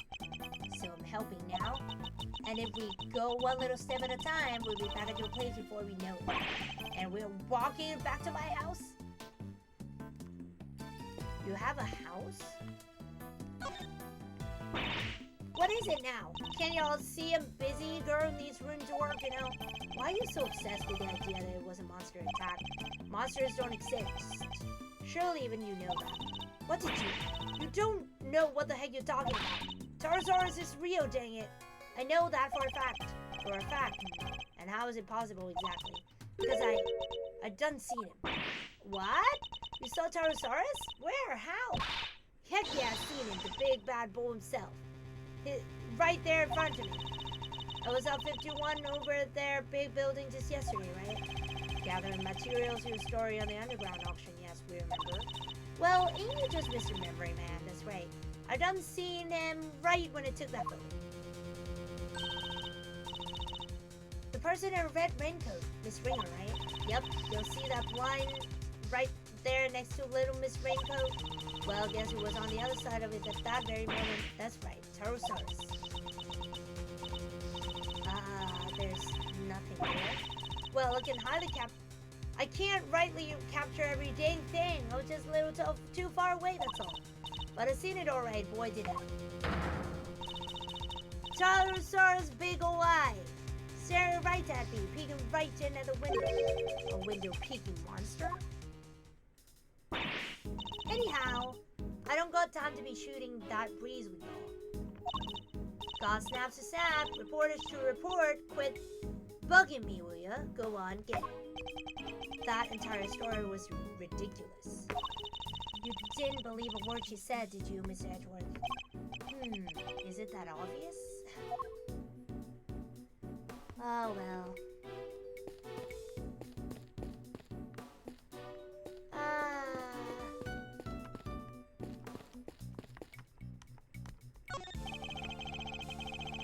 This looks like equipment used by the lighting department. Oh wait, I just remembered there was something I wanted to ask you. Could you maybe light me up when I'm doing my next robbery? Help me look super cool. You want me to shine a light on you while you're committing a crime? You bet I do. What's so weird about that? What's the point of me doing my great thieving in the dark? The folks in the cheap seats won't be able to see a thing. Wait, do you imagine you'll be committing this robbery in front of an audience?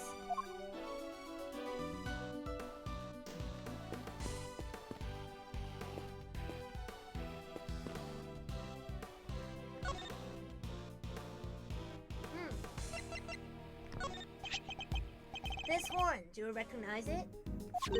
Huh? Oh, that's part of one of Pterosaurus' horns. It's from a model we use for promotional stuff. Where did you find it? On the ground near the side entrance. That's weird. We keep a replica of Pterosaurus' head up on the roof of the trailer over there. And it's quite large, I assume. Oh yeah. Well, not as big as a real thing, obviously, but it's still pretty big. It's just up there, see it?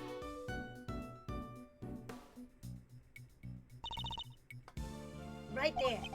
That really is big. Okay, so I think it's time for us to... Oh, shit. Okay.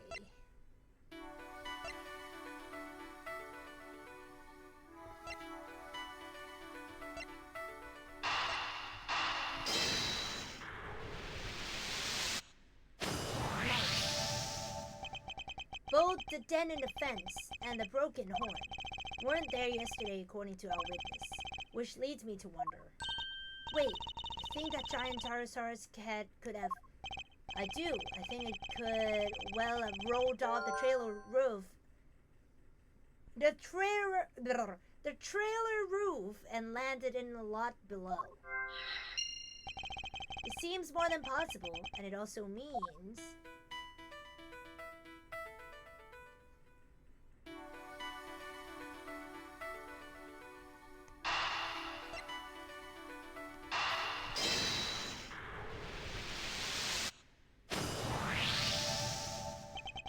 There's no sign of a murder weapon anywhere.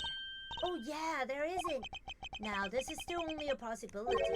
But if the Pterosaurus head somehow fell from the roof up there, yeah, that could kill somebody for sure. Miss Nichols, would you mind if we took a look up on the roof of the trailer? You want to go up there? Sure, I don't see why not.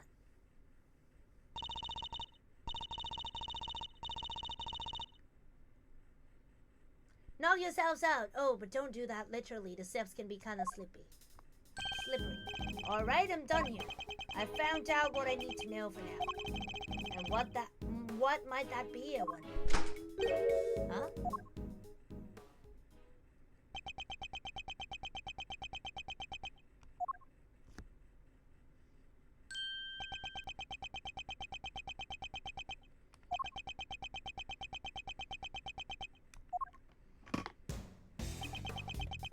Okay. Move, old man. What'd you say to me? You need to learn some manners, kid.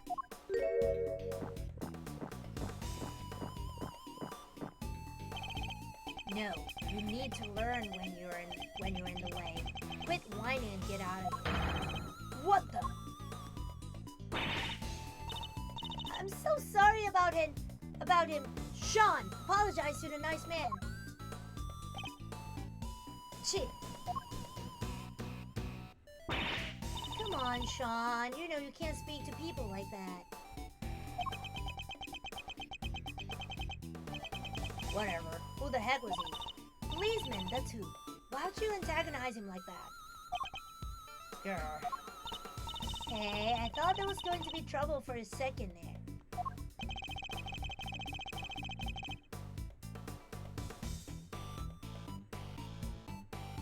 I don't think I've ever seen anybody stand up to Agent Lane like that.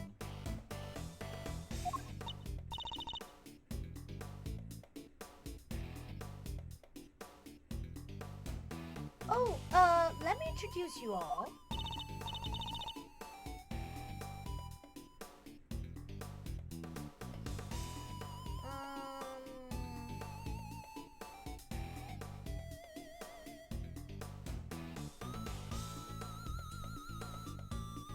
Everybody, this is Sean Fenn. He's the star of the movie we're making. The star? This little boy? Hi there, I'm Kay Faraday. It's great to meet you. Sean, this is Miles Edgeworth. He's a prosecutor. A prosecutor? That's right, and a pretty famous one at that. If he's a prosecutor, where's his badge? Yeah, he certainly doesn't pull any punches.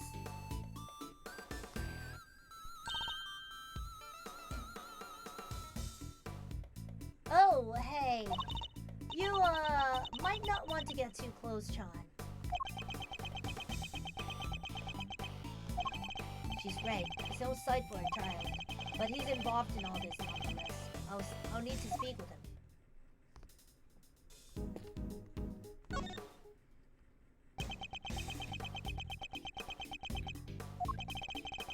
It was Sean, wasn't it? Do you mind if I ask you some questions? Are you really a prosecutor? You just look like an old guy to me. I am. Old guy? Charmed, I'm sure. Badge first, then we talk. I don't have my badge right now. Then how do you expect people to believe you're a prosecutor? Yeah. Phew, he's not the friendliest, You want me to try talking to him? Why not? I doubt it can hurt. I never was good with children.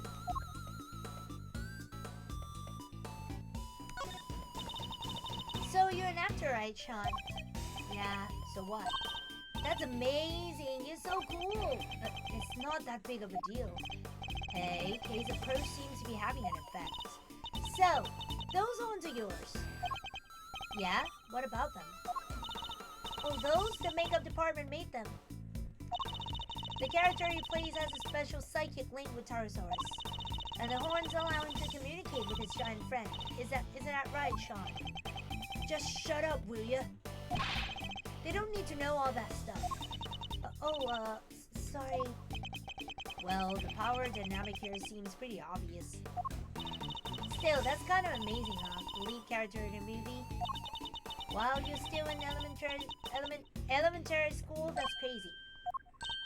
Oh! Elementary school. Sean's actually 13. He just looks a little younger. What? But look at him!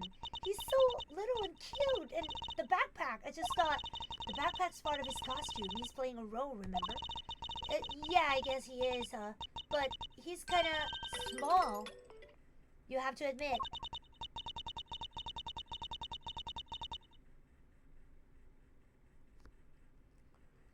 Oh, we try not to talk about that too much in front of him.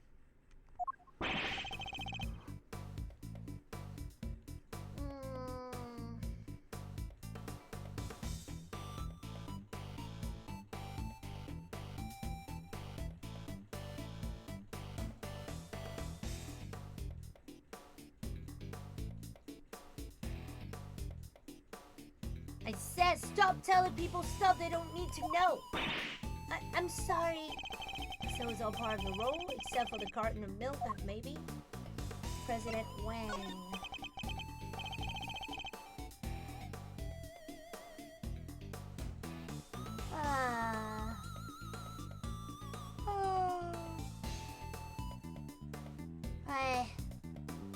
Oh my god.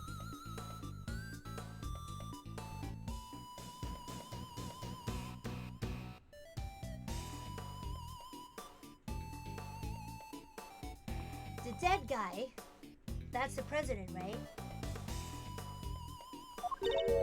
Yeah, you knew him? A little.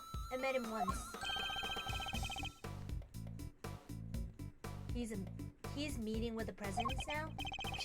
Guy was a real piece of work. Hey, you can't say that. It's not nice. What was so bad about him anyway?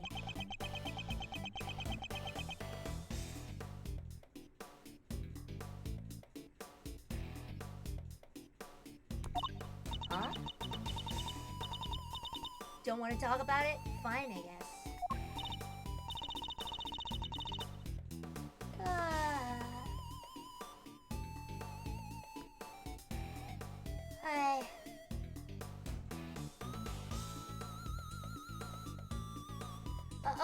President Wang was working with us on the movie.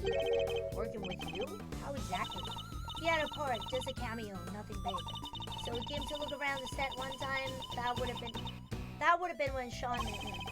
Why put the president in your movie? We heard he was a huge fan of the original Pterosaurus. So the studio offered him a little role. They figured it would be a good PR.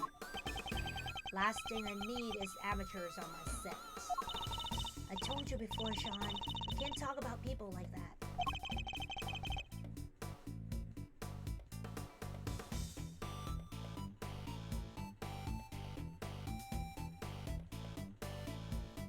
And I told you to shut your mouth. I guess he's none too thrilled about the idea of performing alongside non-professionals.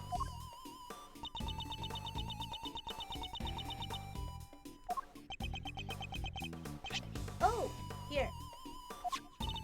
What's this? Oh, wait, from yesterday?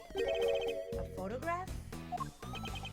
Yeah, I just got them printed. You can keep it if you want. Wow, such a great picture. You brought it especially for me? That's so kind, thank you. No, I just happened to have a spare, that's all. I hope you don't mind me asking, but can we take a look too? Oh, sure. Here. The camera is there. So it was taken yesterday. No footprints and certainly no body.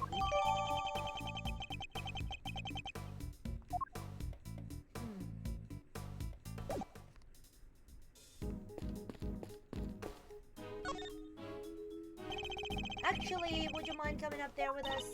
Oh, sure, after you.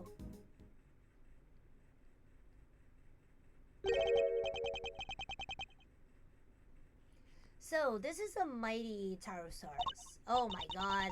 He has a very... how do you call it? Romantic eyes. Huh? He looks different from before. Here, he's way cooler on the flyer. What's with a weird nose ring on this model? Yeah, exactly. Oh, I forgot, you two aren't Pterosaurus fans. This is the original Pterosaurus design from 12 years back. Huh? So, what's the one on the flyer? That's the all-new Pterosaurus. They gave him a makeover especially for the movie. It looks so much more contemporary now, don't you think? A makeover? He's totally different. This one's... it's just... a cow. Well, he is just a cow. Or at least it was originally based on a cow. He's a monstrosity. A monstrosity? Yeah, the cow, man's best friend, reimagined as a terrifying monster.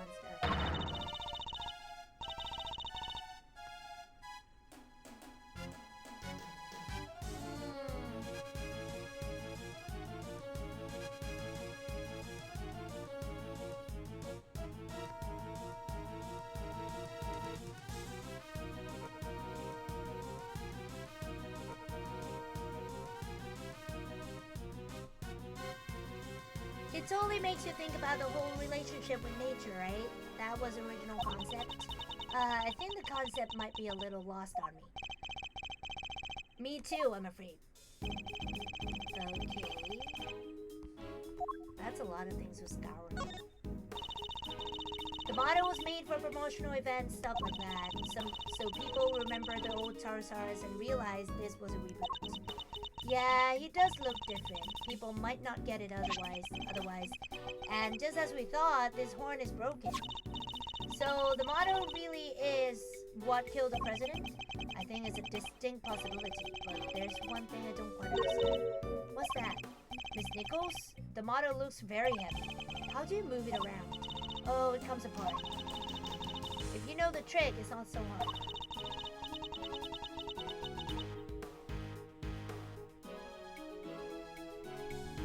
But I guess if you didn't, you might struggle to figure it out. If you happen not to be a member of the cast or crew, for example, once it's in pieces, could one person move it? Oh yeah, even I could. Maybe not very fast, but I could. You can take it apart. I'm sure I remember that face from somewhere. Hey, Miss Edgeworth, I know this cow. Funny, I was just thinking the exact same thing. We know it from the president's plane, of course. And from the auction.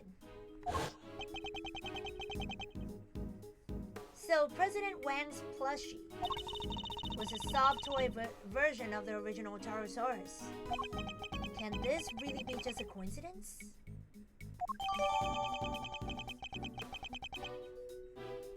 I don't think it is a coincidence.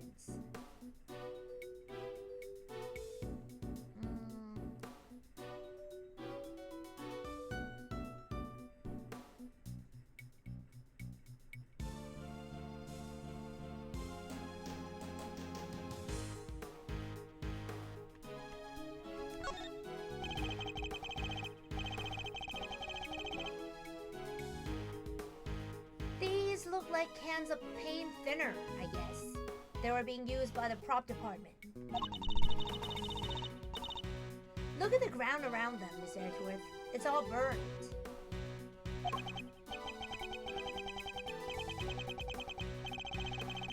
Indeed, as if the blue sheet underneath and the nearby newspaper on the outside of the cans. Wait, do you think the Tarosaurus head can breathe fire? Nah, this old guy doesn't look like he's fire-breathing type. That's not even possible, let alone likely. Still, the fire was started somehow. Yeah.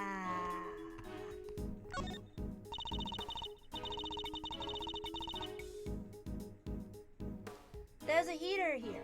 Do you think it's to keep the crew warm or something?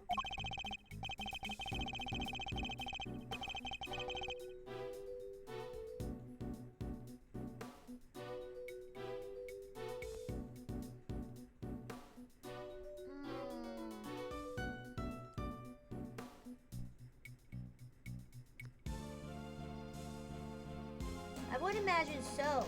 It's spring cow, but the evenings can still be pretty chilly. It really gets in your bones. Ah, come on, Miss Edgeworth. You can't start talking like an old fogey. You already look like one. You have to talk young and bright and happy. You may not have noticed, Kay, but that's not exactly my style.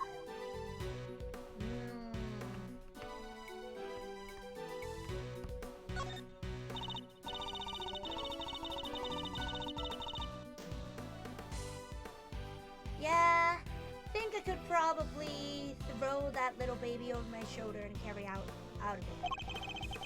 You're not thinking of stealing it, are you, Kay? No, I was thinking I could just carry it around with me. Then every time you shout objection, I can light you up with it and make you look super cool. Yeah, I can picture it now. You'd look amazing. Well, do we get a job? Where do I start? Hopefully never. Something really is wrong up here. It's a wooden table, sadly collapsed. Parts of it are sadly scorched. That's weird. The head should be on that table, but the legs are broken. Guess Tarosaurus isn't going back on there now. The scorched marks look particularly bad where the legs are. I think that might have been a fire up here. Do you think that's what happened to the legs? Yes, and when the fire burned through the legs, the table would have collapsed and the head would have fallen down to the ground below. You're right, the fire caused the head to fall. Indeed, and I also happen to have an idea about how the fire may have started. How? Exactly? Those cans of paint thinner by the heater are pretty flammable. Not a great place to keep them.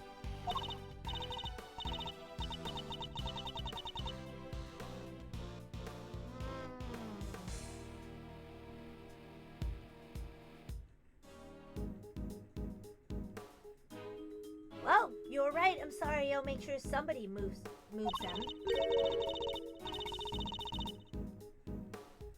But the stove didn't get used yesterday, not while I was here anyway.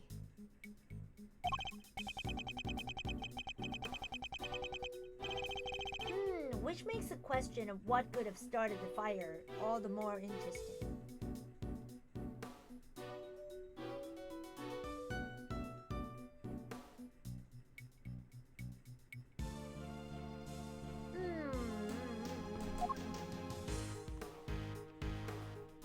Oh, I can't inspect this?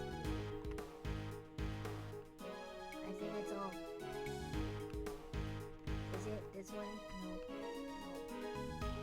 I think I've done everything. Okay.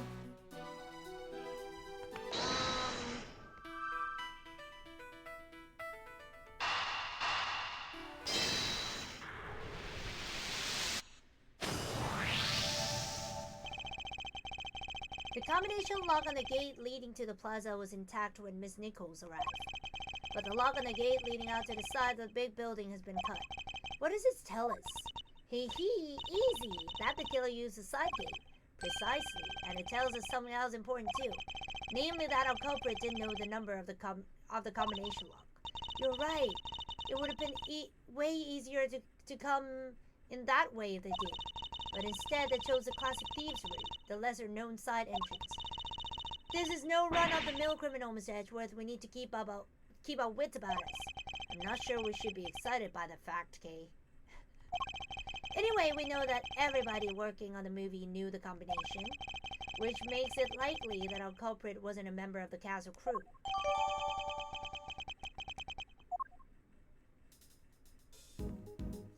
Oh, we're still not done?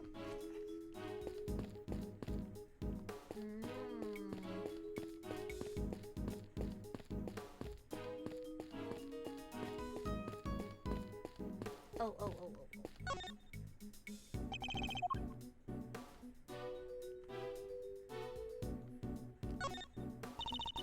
The body's surrounded by pieces of smashed up concrete. Yes, it looked to have been thrown clear when the ground was broken. Yo! Sent flying by the mighty impact of a giant creature's foot. Sure, assuming this was a work of giant creature.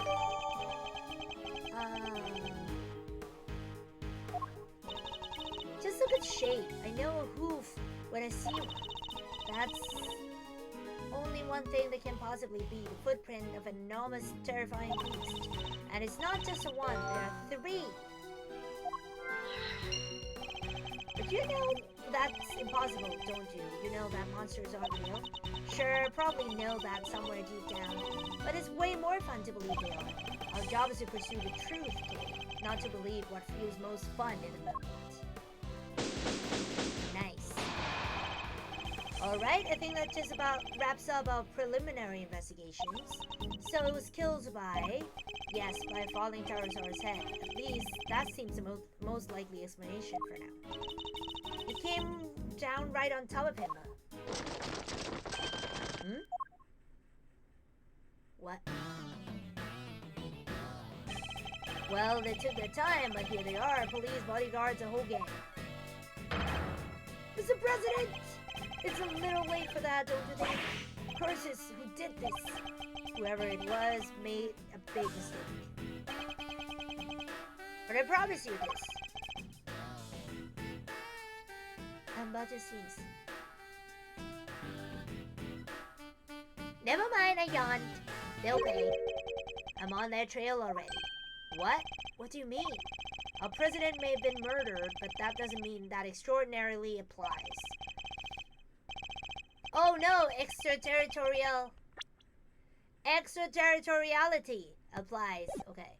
The local police have jurisdiction. Luckily, I know the right people to talk to, and I just got myself seconded to the case. Lowly one-man outfit or not, I'll be working this one. It sounds like you already have an idea of where you'd like to focus your inquiries. More than that, I've already caught scent of my prey. Take a look at this. It's a printout from a security camera on the viewing platform at the top of the big building. Oh shit. It's pointing pointed at the elevator that leads onto the roof so it records everybody who goes up there. And in this particular case, it recorded the president and his murderer, clear as day. What was this Cavell doing there? He's saying the suspect. He suspects her of the murder? Mr. Edgeworth, I entrust my offering to the goddess to you, so that you may use it to call her final judgment unto Excelsior winner. But murder goes against everything she believes in. Asian Land, perhaps you could explain your thinking on the matter a little. Not so fast! What do you mean? Not so fast. I haven't done anything. I heard a little rumor while I was over at the big building. It was about you, Edgeworth. You are not a prosecutor anymore, are you? Which means you don't have jurisdiction. But you want to cross-examine me while I explain my thinking? Why would I agree to that? Curses. Hey, don't be like that. You were the one who just talking about being a lonely one-man outfit. You know what? Maybe it should be you explaining your thinking to me. How come, even though you're not a prosecutor, you're still sticking your nose into this case? It's a valid question. Why am I still here? Perhaps I can clarify that with a question on my own, Agent Lin. Why are you so desperate to catch a person who murdered President Wan? Because above all else, you're an investigator, correct? I'm desperate to catch a certain somebody myself. A person who orchestrated a murder at the big building yesterday. A person who put Kay's freedom in jeopardy. Who put her in grave danger. That person is out there somewhere right now, lurking in the shadows, laughing. And until I uncover the truth and make that person pay. It doesn't matter if I'm a prosecutor anymore. I'll keep fighting. Find the truth and don't give up until you do. That's a rule I live by. Ah ha ha ha! Ha! You may have the look of a smart guy, but you are a fool just like the rest of us. A fool? How dare you? That was just what I needed to hear. Fine, you're in. I've lost my minions and you've lost your fancy title.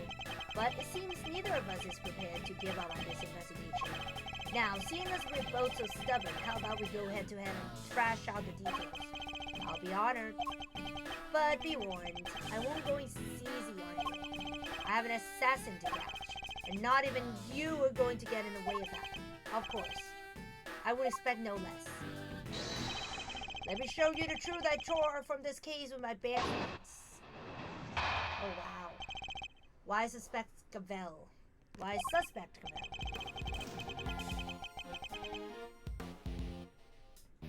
Alright, so this judge friend of yours met the president up on the roof. And then she pushed him, and he landed right here. It's all happened the night before last. The people had all been cleared from the viewing platform, so it was just the two of them up there. And that pretty much sums it up, no doubt about it. She killed the president. What? What do you mean? He doesn't have any injuries, though. They were there completely alone, no bodyguards? None. I checked. His security detail had no idea he even went up there. He must have gone in secret. Maybe it was a conversation they didn't want anybody to hear. But that kind of what kind of conversation? How were the two of them even connected?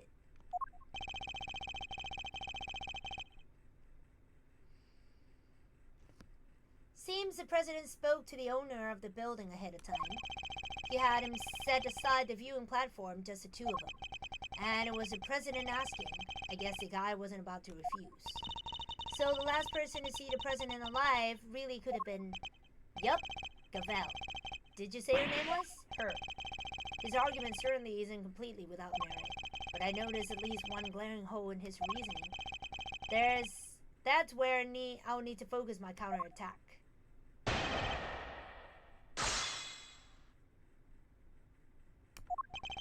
Alright, so the judge friend of yours met the president out on the roof, correct? Hold it! I have no idea, man. How can you say for certain that the two really met? Hey, so the plan is to come this way, huh? I've seen worse approaches. Dominate the battlefield, counter your opponent's every move. It's a tried and tested strategy. And not what I was intending at all. But this battle has barely even begun, Mr. Prosecutor, so shut up and buckle up. And then she pushed him and he landed right there. This all happened the night before last. Hold it! The night before last? The night before last. How can you be so sure of it? Ha! If you're not sure, take another look. Take as many as you need. This picture is from the camera up on the viewing platform, like I said. 11:05. Huh. And the camera doesn't lie. That's from 2 minutes. Objection!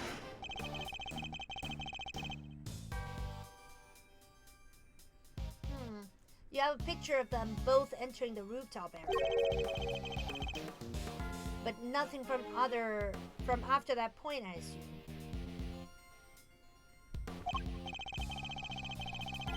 No, there's only one camera and it's pointed at the elevator. You can't see the viewing platform itself still.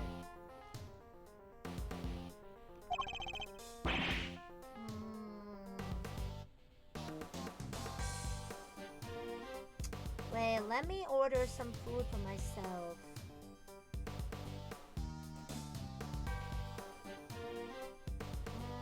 What should I eat? What should I be eating?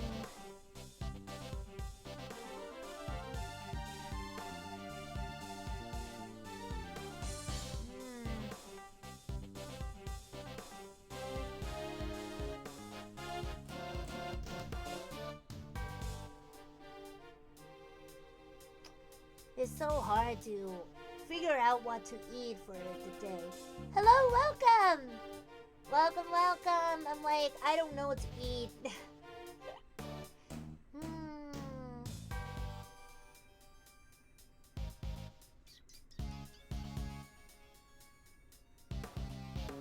What to eat.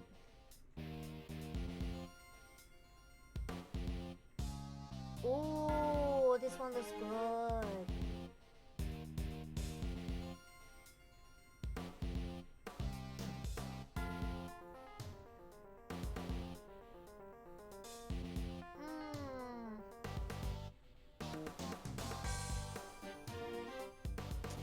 What should I be eating?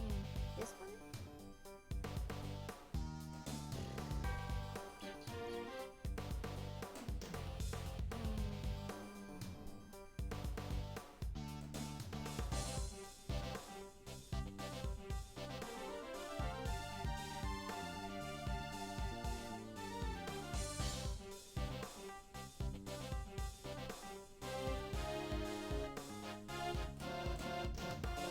Okay, so I'm gonna get noodles then, I think.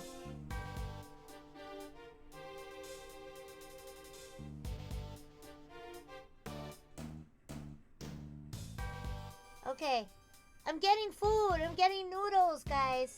Please don't forget to eat, okay?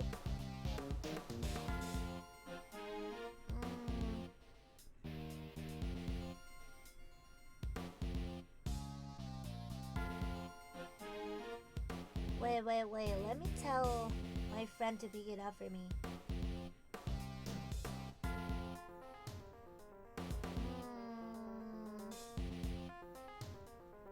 Don't forget to order some food.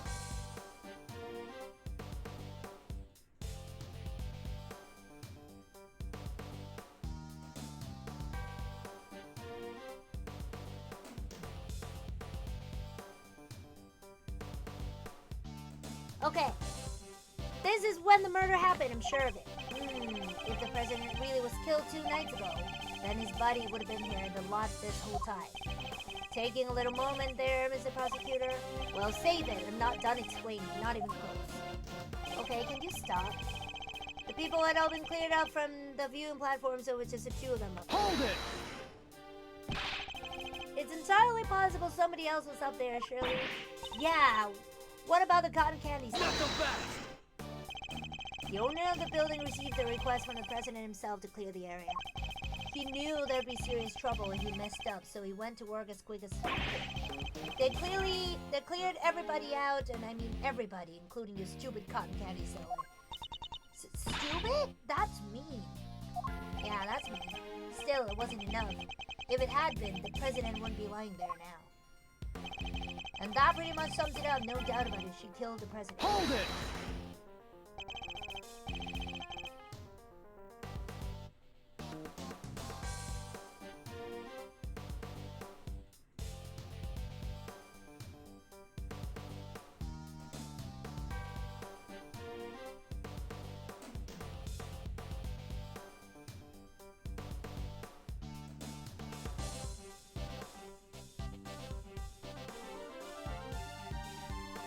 No doubt about it? Are you certain of that? Ha! Of course I am. The place, the time, everything points to the woman in the picture. The place and time, interesting. Agent Lang seems to believe that a president wound up at a certain place at a certain time, and yet, yes, I think I'm starting to see the problem. There's at least one major point he's overlooking. That's where I'll need to focus my counterattack. Where is it exactly? All happened the night before last.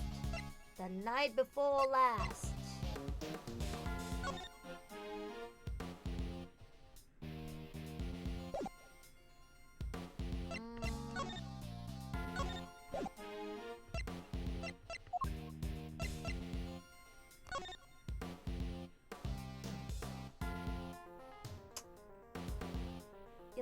Wait. 11:05?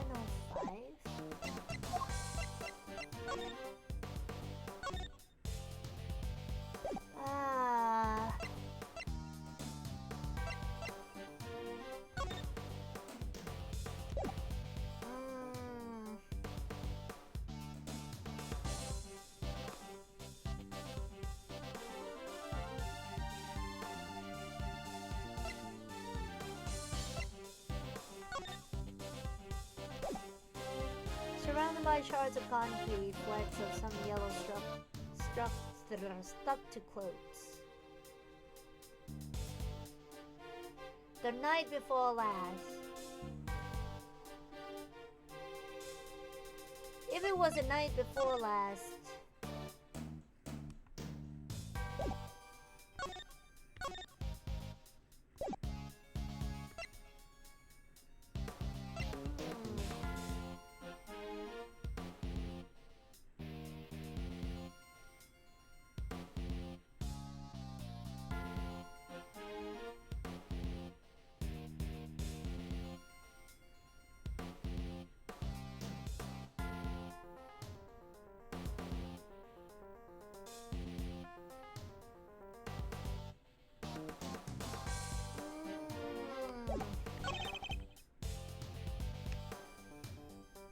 It was just the two of them?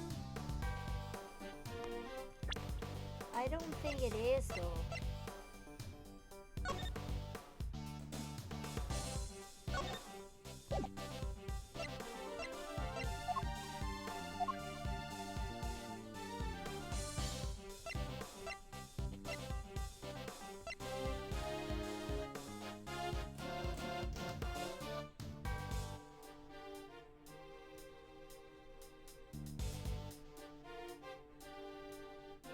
But I don't know what to do.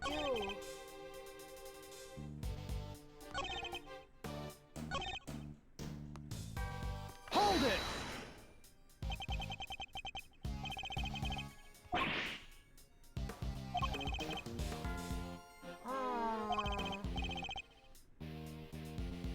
That's from 2 nights ago. Objection!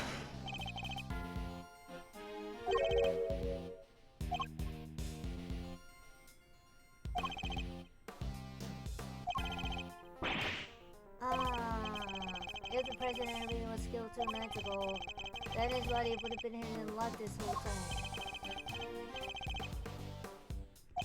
Oh, the photo! Okay. It's a photo here.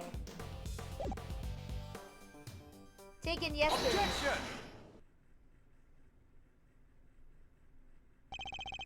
Shilong Lang, former star agent of Interpol. How the mighty have fallen. What? Take a look at this picture. It's a behind-the-scenes shot from some of the cast and crew. Look at those smiles. Well, maybe not Sean's, but you know what I mean. And it was taken only yesterday. What? If Judge Cavell really did kill President Wang the night before last, the body would have been clearly visible in the background of this picture. What? Hey, perhaps you should have taken a little more time to speak with those involved. After all, thorough witness interviews on the basis of any good investigation, as you should know. I don't think I've ever seen you so happy, Mr. Edgewood. You really do love backing your opponent into a corner, huh? Into a corner.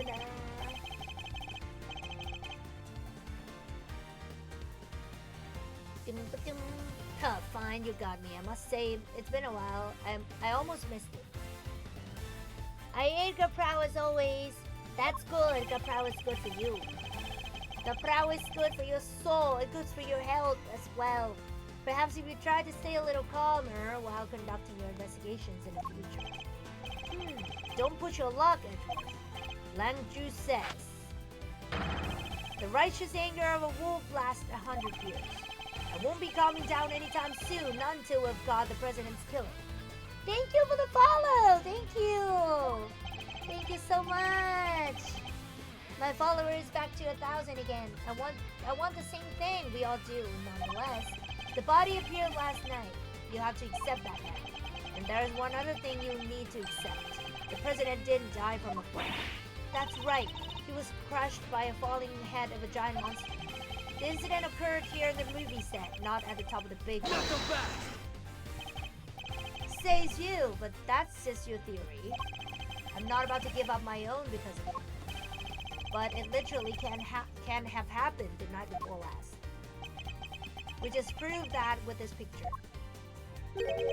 Did you? What if? What if your friend Gavel pushed the president off the big building the night before last, and then came down here to the movie set and hit the body somewhere? Here? But where? There's all kinds of stuff down here, costumes, equipment. You could hide it anywhere. And then come back a day later last night, in other words, and take it out again. We just need to check the lot. We just need to check the lot for the trace evidence. We'll soon find where she... Objection! There won't be any need for that. What? This piece of evidence proves that Judge Gravel can't have hit in the body.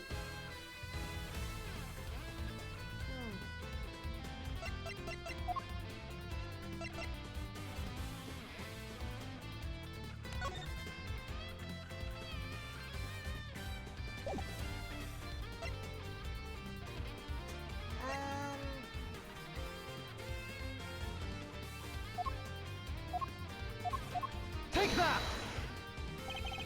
Both entrances to this lot were locked, and we already know that the chain on the side gate was cut only last night. Grr. Judge Gravel had no way of getting in here to hide the body the night before last. Grr. But the murder has to have happened 2 nights ago. Why are you so set on believing that? Because, if you remember, the picture was a printout from a video, and there was more. What? Why still suspect Gravel? There's a footprint from a few dozen minutes after your friend went up on the roof with the president. It shows her heading back into the elevator alone. You know what? There is no footage of the president himself leaving that room. There's no other way he could have gotten down the roof of a building that high. Unless he was pushed by Gavel. Oh, he doesn't know about the hatch. You say the president was never observed returning from the viewing platform? Yeah, the camera was pointed at the elevator door the whole time. If anybody else had come up or down, it would have been on that tape. In other words, the presence of the camera ensured that nobody could have left unnoticed. I see. That's not good news for Judge Gavel. Shows President Wang and Judge Gavel arriving at the roof of the big building. There's no footage of the president riding the elevator down to leave. Vanishing from a rooftop hundreds of feet in air? Yeah, that's a tricky one, alright. Indeed, even the Yatagaru can't actually fly. Well, not yet anyhow. Just need a little more practice. Please don't tell me you think you can learn.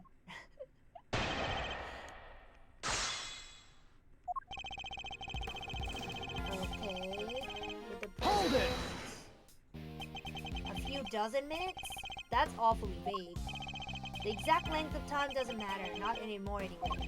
What matters is what she did after that. And what was that exactly? Perhaps you'd care to elaborate? Hey, oh, I mean to, believe me. It shows her heading back into the elevator alone. Hold it! So she was alone when she went back down in the elevator? You sure of that? I'm certain. Like I said, there's footage from a little while after they went up to the roof. Footage of Gavel recorded by the camera that points at the elevator door. And she was getting back into the elevator, just her. I saw her with my own 2 eyes. It seems almost certain that Dr. Bell did indeed get back to the elevator alone. I doubt he'd be so sure of himself otherwise. God, it's so weird, right? Like, completely alone, not even her pile of goddess of justice was there. I doubt the presence of an invisible entity would have swung things either way. What? No fair! Poor goddess of justice. I feel like I should light a candle for her and say a little prayer. If we could return to the matter at hand, Agent Lin, I don't think there's any possibility that the president could have taken the elevator at some later point. No, I considered it, but... You know what? There's no footage of the president himself leaving that room. Hold it! And just to be thorough, the camera has no blind spots and it was functioning normally. Are you trying to say I'd overlook stuff like that? Don't you? What do you think I am? Forgive me. As I said, I was just being thorough. It's simply my way. Pah!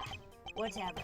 The footage was clean, okay? There's no doubt about it. The president came up in that elevator and he never went back down. Understood. While I may question your testimony, I'll refrain from questioning your methods any further. Do what you want. They're both rock solid.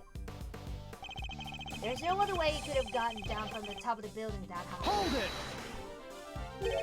And what if there was another way he could have gotten down? Knock him back! It was 50 stories up. Don't be ridiculous. The elevator was the only way down. That's simple. It's that simple. You want to take my theory apart? You need some sharper tools in this. Would there really have been no other way of leaving the viewing platform? Well, Mr. Prosecutor, you got convinced. There is no other way the president came to be lying there. Unless it was pushed by Gavel. Oh shit. So the camera means no one could have gone unnoticed. Or does it? Was falling really the only other way he could have left that rooftop? Of course not, we know that. Hold it! But we have to press this one first. I think it's a little too soon to be saying that for certain. Struggle all you like, you won't escape me. My fangs will close around you in the end. Your fangs aren't inescapable, and neither was that rooftop. That rooftop, I'll escape one by showing you how the president escaped the other. Ooh, nice, there's nothing a street thief loves more than a breakout. It's all good game, Mr. Prosecutor. Now, why don't you put your money where your mouth is? Escape away if you can. So the camera means no one could have... Okay.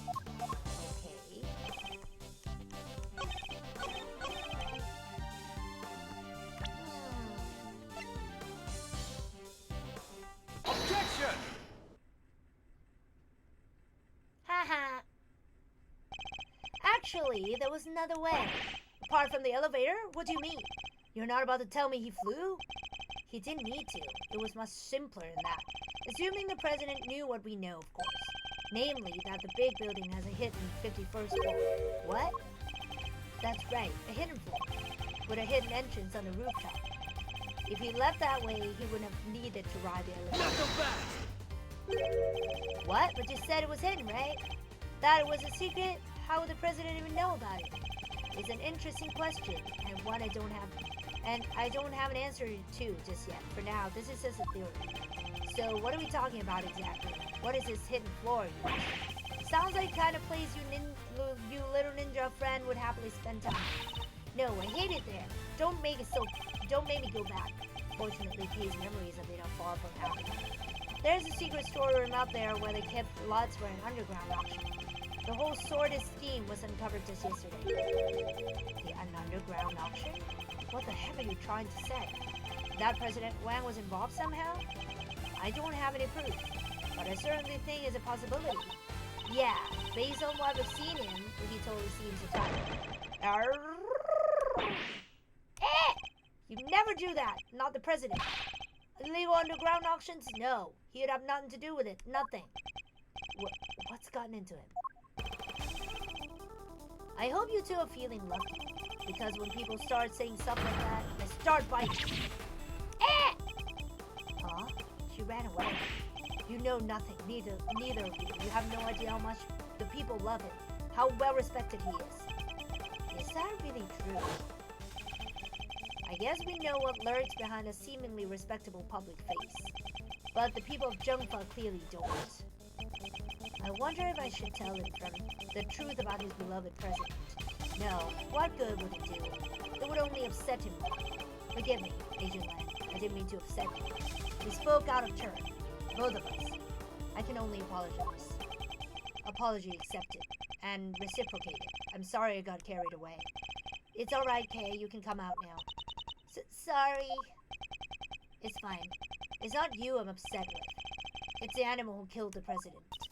Well, ain't you just a fine figure of man? All patriotic and such. Gotta tip your hat to that sort of thing.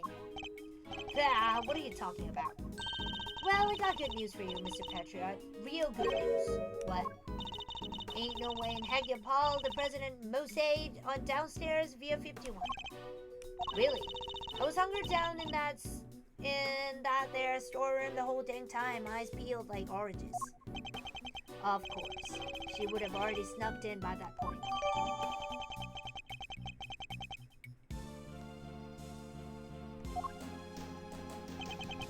Thanks. That's very useful to me. Well, Mr. Prosecutor. What? Guess my theory still stands, which means I'm not budging much. Nobody saw the president after he met with Lavelle 2 nights ago, that's a fact. But it's also a fact that the body appeared only last night. How could the president have fallen from the roof 2 nights ago and only been found today? That seems a little slow as falls go, don't you think, wouldn't you say? Sure, there are questions that still need answering, I'll give you that. Then I guess there's one thing we can both agree on. Oh yeah? What's that? The question of exactly what happened here yesterday. We require further investigation. Yeah, I guess all we know for sure is that the body and footprints appeared during the night. Agent Lang would like to hand the body off to the coroner if you don't mind. Fine. He's all yours. Just take care of him, okay? Oh, one last thing. What? We found footprints near the body. I mean, footprints in the footprint, if you will. Little ones in the, big one. Human footprints in a monster print? Interesting. And what kind of prints? Sir, there were child's footprints, about the size of your average elementary school kid. What? Huh? Elementary school? No, it couldn't be.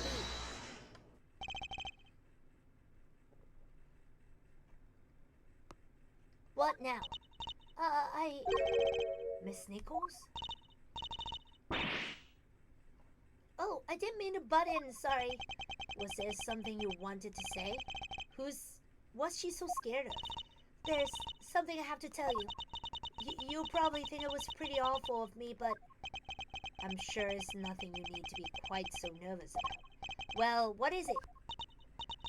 Last night I came here. What? You mean you came back to the set? Why? Well, I just wanted to. I was worried about him, so I came back to check on Sean and... Sean? The boy? Makes sense. Yes, you see, he stayed behind on his own last night to rehearse. Wow, he really takes the job seriously, huh? Well, his movie is his first lead role, and he's trying so hard to make it perfect. So she might have seen what happened last night. Around what time was this? Let's see, it was already after 10. It looked like it might be about to rain, so I got a little worried and came down. And when I got here, well, you saw something, didn't you? Yes. Sean was there on his own, running his lines, and towering above him there was this long, like really, really long neck. Neck? Yes, with skin like an enormous worm. It was like a dinosaur. Oh-wee! You mean it must be the Gordy! Good old Gordy! You don't give me a slip last time, you slimy old lizard, but I got you now. What? Now Gordy is involved too? Yeah, I think he might be. I was as surprised as you are. Although, I guess Sean was practicing being a kid who can communicate with monsters. Hot damn, you're right. He could have been communicating for real with them little horn doohickeys of his. Right, but it seemed more like he was kind of looking up and talking right to him. It was like they were friends. It is pretty weird, right? Dang, Tooting, it's weird. Weirder than a mustache on a mule. How could he cheat on his best monster power like that? I fear movies and reality might be getting a little mixed up here. And you are absolutely certain that's what you saw? Oh, yes, but only for a moment. I was so shocked. I just turned and ran.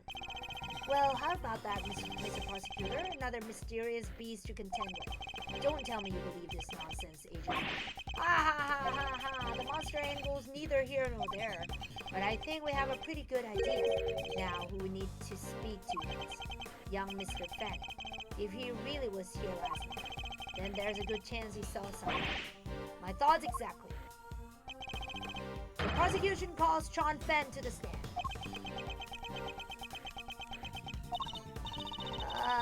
Sean ran off just a moment ago. What? We need to get after him. April 6, 10:54 a.m. Big building. Plaza. And he's still here, the taxi. The very same taxi. Yeah, where the heck did he go? Maybe he just went home. You're right. They won't be doing any filming today after all. Sure, or maybe he went on the land. Nah, you're just overthinking things, Shirley. He's a child, Agent Land. There's no way he killed the president, not on his own. And who said it was on his own? Maybe a monster gave him a hand. Maybe he summoned one of his creature feature calls to help him. Yes, very funny. I'm not saying the kid did it, not for sure anyway, not yet. But he's our most important witness right now, and we need to find him. Mr. Edgeworth! Hey, it's Gummy! Oh, yeah. What? He ran away! What was that about? Well, just goes to show that your police force can be trusted. Are you saying you intend to continue investigating the president's murder alone? Yeah, so what? Well, last time we met you, you had about 800 other agents helping you. Sure, but I told you I'm a lone wolf now. You got a problem with that? I don't need lackeys. I don't need friends. All I need are 3 fangs. Keep things nice and simple. No lackeys, no friends. Anyway, catch you both around. Okay.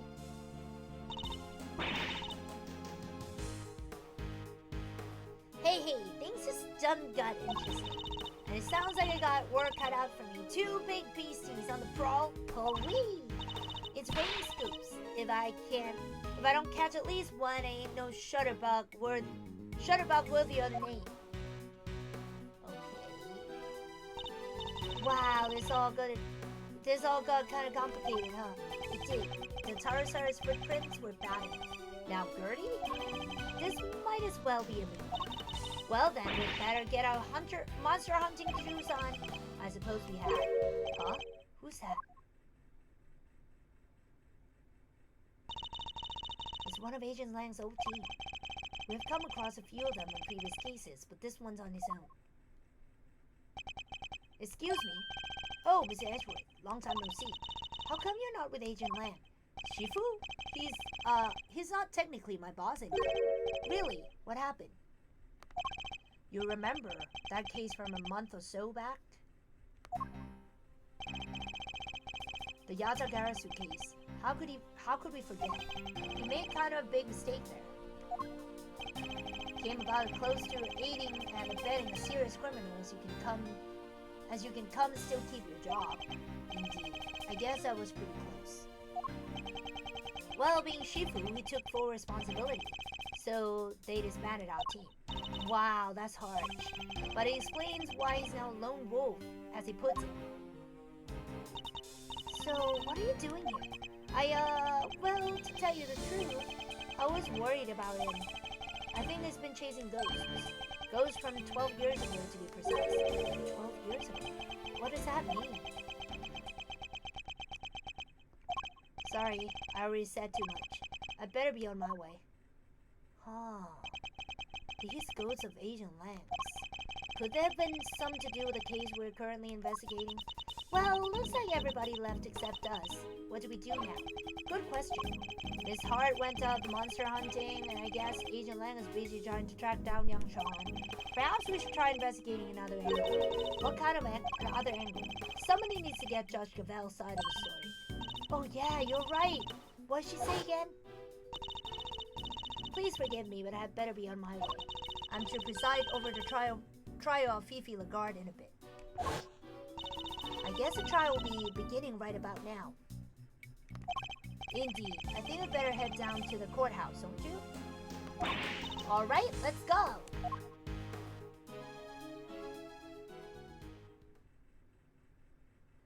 Okay! We'll be going to the courthouse later this week. Wait.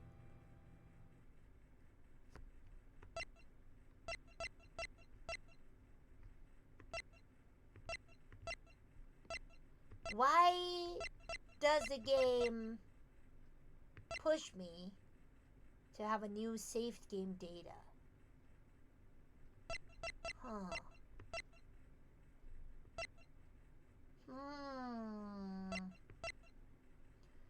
Usually it prompts, the default, it'll be here, but this one is here. Should I believe it?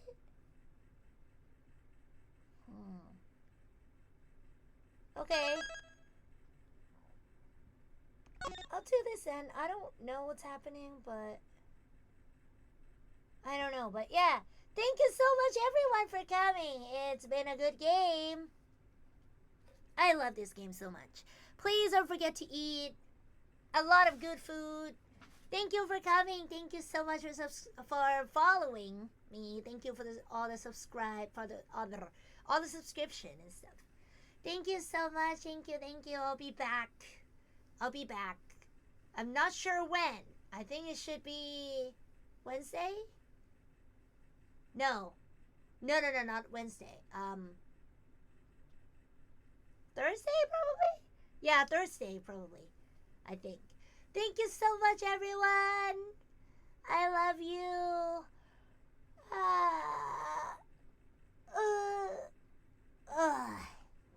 Oh my god, I think I'm gonna go back to bed. I don't even know if I can go back to bed because I'm very bad at going back to bed. But yeah, thank you so much everyone. I love you. Okay, let's see who I should be rating today. Is somebody... Mwah, mwah, thank you. It's somebody streaming right now.